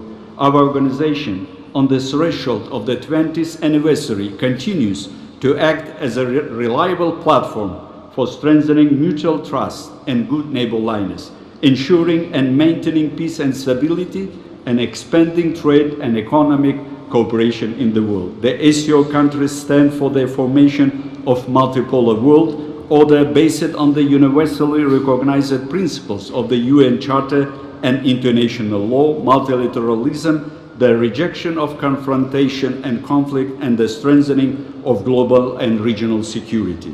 Ladies and gentlemen, the Belt and Road Initiative of Chinese President Xi Jinping is a long-term multi-vector strategy aimed at joint development and prosperity, from which all the 170 countries which joined today to this project will benefit. To this first quarter of this year, the number of China-Europe freight trains increased on 75%. That's why the planned construction of China-Kyrgyzstan-Uzbekistan Railway may become a promising additional route of the Belt and Road connecting China with the countries of the Middle East and Europe, as well as open opportunities for access to seaports for the landlocked countries of Central Asia, which is core of the ASEAN. The Belt and Road can profitably link the countries of the ASEAN, ASEAN, League of Arab States, Euro-Asian Union, and the European Union into a single regional territory of prosperity and joint social economic development. Dear participants, I am confident that the current forum, which has brought together numerous high-level delegations from all over the Asian continent, and the extensive agenda of the forum will allow us to develop joint solutions for improving global governance, overcoming the consequences of the pandemic, and restoring the world economy. In conclusion, I would like to wish the participants of the Baoa Forum new success, well-being, and prosperity. Thank you for your attention. Now,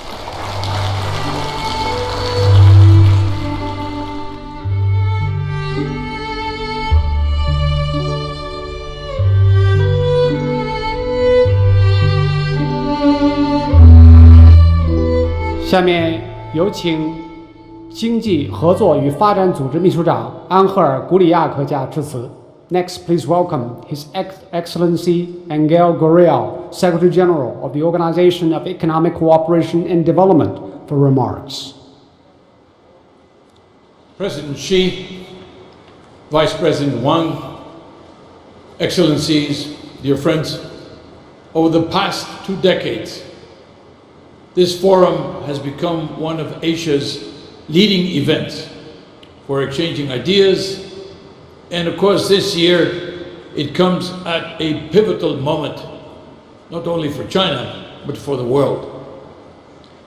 Now, as the OECD's latest economic outlook shows, global economic prospects have improved markedly, helped by the deployment of vaccines and by additional fiscal support in some countries. We project global GDP growth to be 5.5% in 2021, and 4% in 2022. However, the near-term outlook remains uncertain, and the recovery is largely dependent on the speed and scope of the most far-reaching vaccination effort in human history, along with the implementation of ambitious recovery plans. Doubts over some vaccines' safety and the emergence of new virus strains are reminders that we are far from out of the woods, that we have to persevere. Now, China's rebound has been very strong, with GDP growth of 7.8% in 2021 and 4.9% in 22, as projected by the OECD. Now, this is making China a very important driver of the global recovery. Nonetheless, for growth to be sustainable, it should also be more consumption and services driven. International cooperation based on inclusive, effective, evidence-based rules and standards, including those set at the OECD, will be key. Recently, we have made important headway to deliver a multilateral, consensus-based solution to the tax challenges arising from the digitalization of the economy.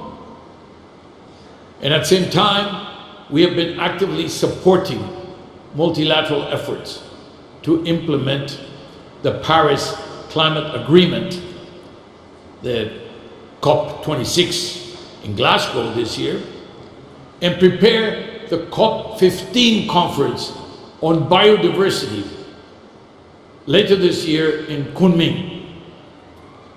Also, the Summit on the Oceans in 2022. We welcome China's commitment to these events, to these negotiations, and in fact, in the case of Kunming, to organizing the meeting. So, dear friends, after 15 years and 3 mandates at the helm of the OECD, I will be leaving the organization in a few weeks, on the 1st of June. Throughout my tenure as Secretary General, the cooperation between the OECD and China has deepened and delivered important results in several policy areas, including through our very fruitful engagement in the G20. I trust that this effective cooperation will continue to provide many multilateral solutions to global challenges in the years to come. Thank you.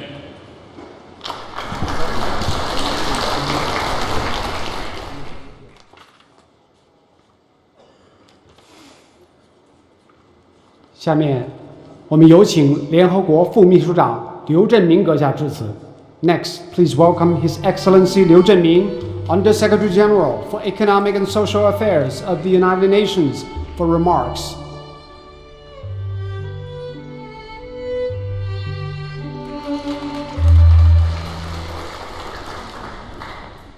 Your Excellency Vice President Wang Qishan, Chairman Ban Ki-moon, Vice Chairman Zhou Xiaochuan, and Secretary General Li Baodong of Boao Forum. Your Excellencies, distinguished participants, ladies and gentlemen, let me start by extending my high appreciation for the keynote speech by President Xi this morning at Boao Forum. On behalf of the United Nations, it is my great pleasure to speak to you at this annual conference. I sincerely thank the organizers of Boao Forum for this opportunity. COVID-19 has brought irreversible change to our world. The global health, economic, and social crisis that came with it has given us deeper insight to the fragility of our world. However, it is in such difficult times that humankind has responded with the resilience and the determination to chart optimistic pathways to the future. According to the World Health Organization, about 3 million people worldwide have died from COVID-19, and more than 135 million confirmed cases have been recorded. The International Labour Organization estimates that the crisis has also resulted in the unprecedented loss of 8.8% of the global working hours in 2020. This is equivalent to 255 million full-time jobs. Women, youth, and workers in the informal economy have been hit particularly hard. Indeed, the pandemic has exposed the shortcomings of our societies. More than ever, we know that early investment in sustainable development, which encompasses the interlinked issues of health, eradication of poverty, employment, and education, leads us to better outcomes. The need for robust multilateralism and forward progress on the 2030 Agenda and Sustainable Development Goals has never been more clear. 2020 marked the 75th anniversary of the United Nations. The organization has worked tirelessly to ensure global and regional peace since the end of the Second World War. Thus, this anniversary is another reminder that multilateralism is essential. As the UN Secretary General Antonio Guterres noted, 2021 is a make or break year. We need to work together for a better future for our planet and all human beings. As a part of this effort, and as mandated by the UN General Assembly, the Secretary General will put forward his recommendations to advance our common agenda for the future in the coming September. His report will be a stepping stone towards a multilateralism system that better addresses current and future challenges. 3 priority areas demand immediate global attention. First, we need a rapid and equitable distribution of vaccines, both for people's health and their economic security. The UN projects that the global economy will rebound in 2021, growing by 4.7%. But this can be realized only if infection rates start declining from the first quarter of this year. That means we need growing shares of the population to receive vaccinations. A global immunity gap puts everyone at risk. The new variants of the virus are spreading quickly. If many more people become infected in major economies and during the first half of 2021, governments will be required to reintroduce lockdown measures. This will have the effect of lowering the growth rate of the global economy to only 2.8% this year. We need a global vaccination campaign to deal with the global pandemic. This should include greater investment in COVAX and ACT accelerator, technology sharing, and making vaccine licenses more widely available. Second, we need urgent financial support for individuals and for all countries that need it in order to deliver an inclusive economic recovery. In the wake of the pandemic, countries across the world have taken up recovery measures amounting to about 10% of world gross product. But the relief has not gone enough. High employment and a loss of income have pushed millions into destination during the pandemic.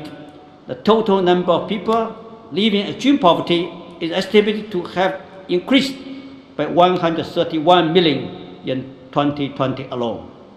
This is putting the Sustainable Development Goals of eradicating poverty in danger of being missed by a large margin. A bright spot in the economy of East and Southeast Asia. which has experienced a less severe economic contraction than other regions, reducing only 0.5% in 2020. The region performed remarkably well in controlling the spread of the pandemic and showed great economic resilience. In this connection, I wish to congratulate the people and the government of China on the occasion of the successful eradication of extreme poverty in the country. This extraordinary result is inspiration to the entire global community and a critical contribution to the fifth Sustainable Development Goal of the 23rd Agenda. It demonstrates the critical importance of political commitment of all levels of governments and the tireless efforts of people in China. Ladies and gentlemen, the third area where action is needed is the global climate crisis. Recovery from the pandemic must embrace renewable energy and green infrastructure. This is in line with the United Nations objective to build a global coalition for carbon neutrality by 2050. China, in particular, has a big role to play. The country will have the opportunity this year to be a world leader on climate action and environmental issues, as it hosts 2 global conferences about sustainable transport and biodiversity, respectively. The second UN Global Sustainable Transport Conference, to be held in Beijing in October, will help us rethink the ways people and goods move around the world, and how the industry will help the global economic recovery and reduce carbon emissions, thus moving us closer to achieving the SDGs. The UN Biodiversity Conference, to be held in Kunming, will result in a post-2020 global biodiversity framework. This will focus on ensuring that global work to preserve biodiversity contributes to nutrition, food security, and livelihoods for all, particularly the most vulnerable. Other upcoming international meetings on sustainable energy, the oceans, and climate change will seek to raise ambition across the board. All in all, the COVID-19 crisis is a stark reminder that global challenges can only be addressed through global partnerships and strong multilateral frameworks. The global community must deliver vaccines and restore confidence in multilateral trading system and in limiting protectionist and nationalist measures. It is often difficult to reach consensus in multilateral process when confronted with high degrees of uncertainty and divergent national interests and priorities. Countries in Asia should lead multilateral efforts to reboot and revitalize the multilateral trading system to accelerate a sustainable economic recovery and strengthen resilience for people and the planet. We can do it, and we must do it. I thank you for your attention.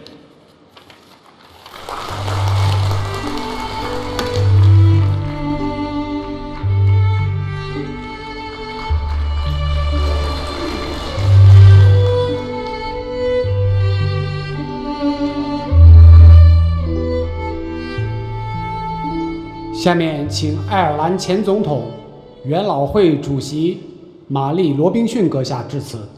Next, please welcome His Excellency Mary Robinson, Chair of the Elders, former President of Ireland, for remarks. Chair of the Bao Forum, my dear fellow Elder Ban Ki-moon, Excellencies, ladies and gentlemen, it's an honor and a privilege to address you today on the occasion of the 20th anniversary of the Bao Forum. I'm only sorry that I cannot be with you in person, but I'm glad to be able to join you virtually at a time when global dialogue is more essential than ever in tackling our common challenges. COVID-19 has underscored how indispensable, effective and ambitious multilateralism is in tackling existential threats, and the need for inclusive and open dialogue between China and the rest of the international community. We need exactly the same spirit in the face of another shared challenge, the climate crisis. China's ambition and commitment helped secure the Paris Agreement in 2015. This year, 2 more critical opportunities are on the horizon. The Chinese-hosted Biodiversity Conference in Kunming in October and the Climate COP in Glasgow the following month. China's actions at home and abroad can make a crucial difference. President Xi's commitment to reach carbon neutrality by 2060 is a powerful sign to states, to companies and to investors worldwide. The challenge now is how to translate this into faster action in the near term so that emissions peak as soon as possible. Frankly, 2030 is too late. President Xi's commitment to a Green Belt and Road Initiative is another important signal. In this regard, I welcome indications that China is no longer supporting coal-fired power plants in at least one partner country and is turning instead towards solar, wind and other renewable energy alternatives. I hope that in the months leading up to COP26, we will see even further details and commitments on how China will strengthen its climate goals, including by bringing forward the date when its emissions will peak and by ushering out coal within its borders and also across the Belt and Road Initiative. Following the recent ministerial on climate action hosted by China with Canada and the European Union, President Biden's climate summit on the 22nd of April, Earth Day, is another milestone. Close collaboration between China and the US was crucial in the run-up to Paris in 2015, and I hope a similar spirit will be found again on the road to Glasgow. The road ahead is challenging, not least due to the impact of COVID-19. But if we move forward in a spirit of constructive multilateralism and adhere to the shared values and targets of the UN's Sustainable Development Goals, I have every confidence that we can deliver successful climate action this year and bequeath a prosperous and healthy planet to future generations. Thank you. 下面请斯洛文尼亚前总统、马德里俱乐部主席图尔克阁下致辞。Please welcome His Excellency Danilo Turk, President of the Club de Madrid, President of the Republic of Slovenia, for remarks. Distinguished participants, dear friends, it's a great pleasure and honor to address you at the annual conference 2021 Boao Forum for Asia. I regret that due to the travel restrictions posed by the ongoing pandemic, I cannot be with you in person. Nonetheless, we are all together in spirit as part of the global community for strengthened global cooperation and governance. This year, the forum is meeting under the title A World of Change, Join Hands to Strengthen Global Governance and Advance Belt and Road Cooperation. This is a well-chosen and promising title. We live at a time of great change that will inevitably have a strong impact on the international system. At the same time, we live in a situation of a great historical paradox. Never in entire human history have been the common key tasks of humankind as clear as they are today. However, seldom in modern history has the needed sense of common purpose and collective global leadership been as weak as they are today. And this has to change. International cooperation today is an obligation, not an option for states. Multilateral cooperation at the global level is a must if we wish to overcome the crises such as those caused by the pandemic COVID-19 and the effects of global warming. We in the Club de Madrid, that I have the honor to preside, pay special attention to global governance and in particular to the United Nations. It is essential to empower the United Nations, the only global organization that includes all states of the world, big and small, and covers all the main areas of international cooperation. It is equally important to empower the World Health Organization, with the necessary resources and authority. And most important, the world must strengthen the efforts to achieve the objectives enshrined in the United Nations Sustainable Development Goals and the Agenda 2030. No one should be left behind. And in order to achieve this objective, the world needs practical initiatives and practical arrangements. The ongoing Belt and Road Initiative represents a major contribution in this regard and a reason to believe in a better connected and more affluent world, a world of our common future. In the past years, important steps have already been taken in this direction. We must now take further steps, including in such areas as Health Silk Road, Green Silk Road, and the Digital Silk Road. We shall discuss all these tasks in the coming days, and I shall be happy to join you again later in the discussion in the panel Belt and Road Initiative, Thriving Against the Current. I wish you all success in your deliberations and ever-growing importance of the Boao Forum in the years to come.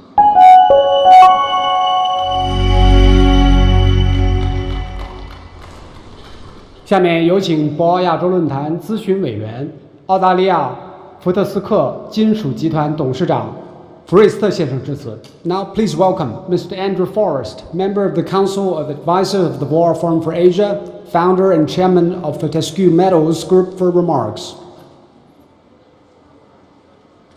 Your Excellencies, ladies and gentlemen, it is my pleasure to participate in this year's Boao Forum for Asia. FMG is proud to be leading and a leading sponsor of Boao since 2008, a recognition of the forum's unique power to bring together political and business leaders across China and the globe, working together to drive prosperity and growth across all of Asia.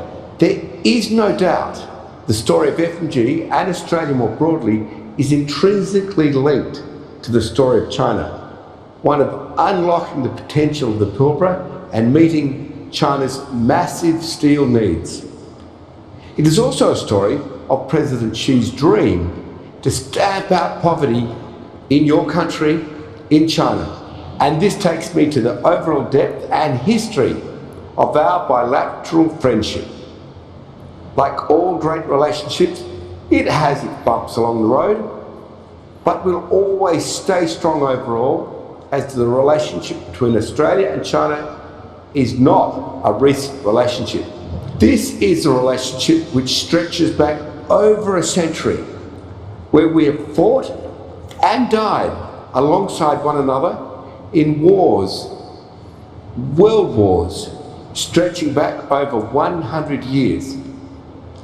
And at the very core is commitment to shared economic prosperity, to benefit society, and above all, a commitment to the environment. This is so important because the Anthropocene, the age of humans, is going to be geological history's shortest era if we don't stop warming our planet. Ladies and gentlemen, to meet the targets of the Paris Agreement, we cannot wait until 2050 to act. We must all be acting now. Zero emissions energy needs to be available at an industrial global scale now, and at a price that competes with fossil fuels. The overarching solution to our warming planet is green hydrogen. Last year, FMG launched a global search for the best places on Earth for renewable energy. Through Fortescue Future Industries, we are undertaking feasibility studies that could lead to the generation of some 300 gigawatts of power. And we're backing it up at home with an ambitious stretch target to achieve carbon neutrality by Fortescue across our entire business by 2030. FMG, your Fortescue, will be the first mover. FMG, the first mover into fully green fleet of mining trucks. FMG, the first mover in ships that run on green ammonia. And FMG, the first mover in using renewable energy to create the holy grail of addressing climate change green iron and therefore green steel. We will show the heavy industries of the world FMG's leadership, which in the world, without that, is currently missing. And we invite China, the wider Asian region, and the world to join us on this journey. Thank you. 谢谢所有嘉宾的发言。博鳌亚洲论坛2021年年会开幕式到此结束。That's the end of the plenary session of the Boao Forum for Asia Annual Conference 2021. Thank you for your participation. 下午的分会活动将在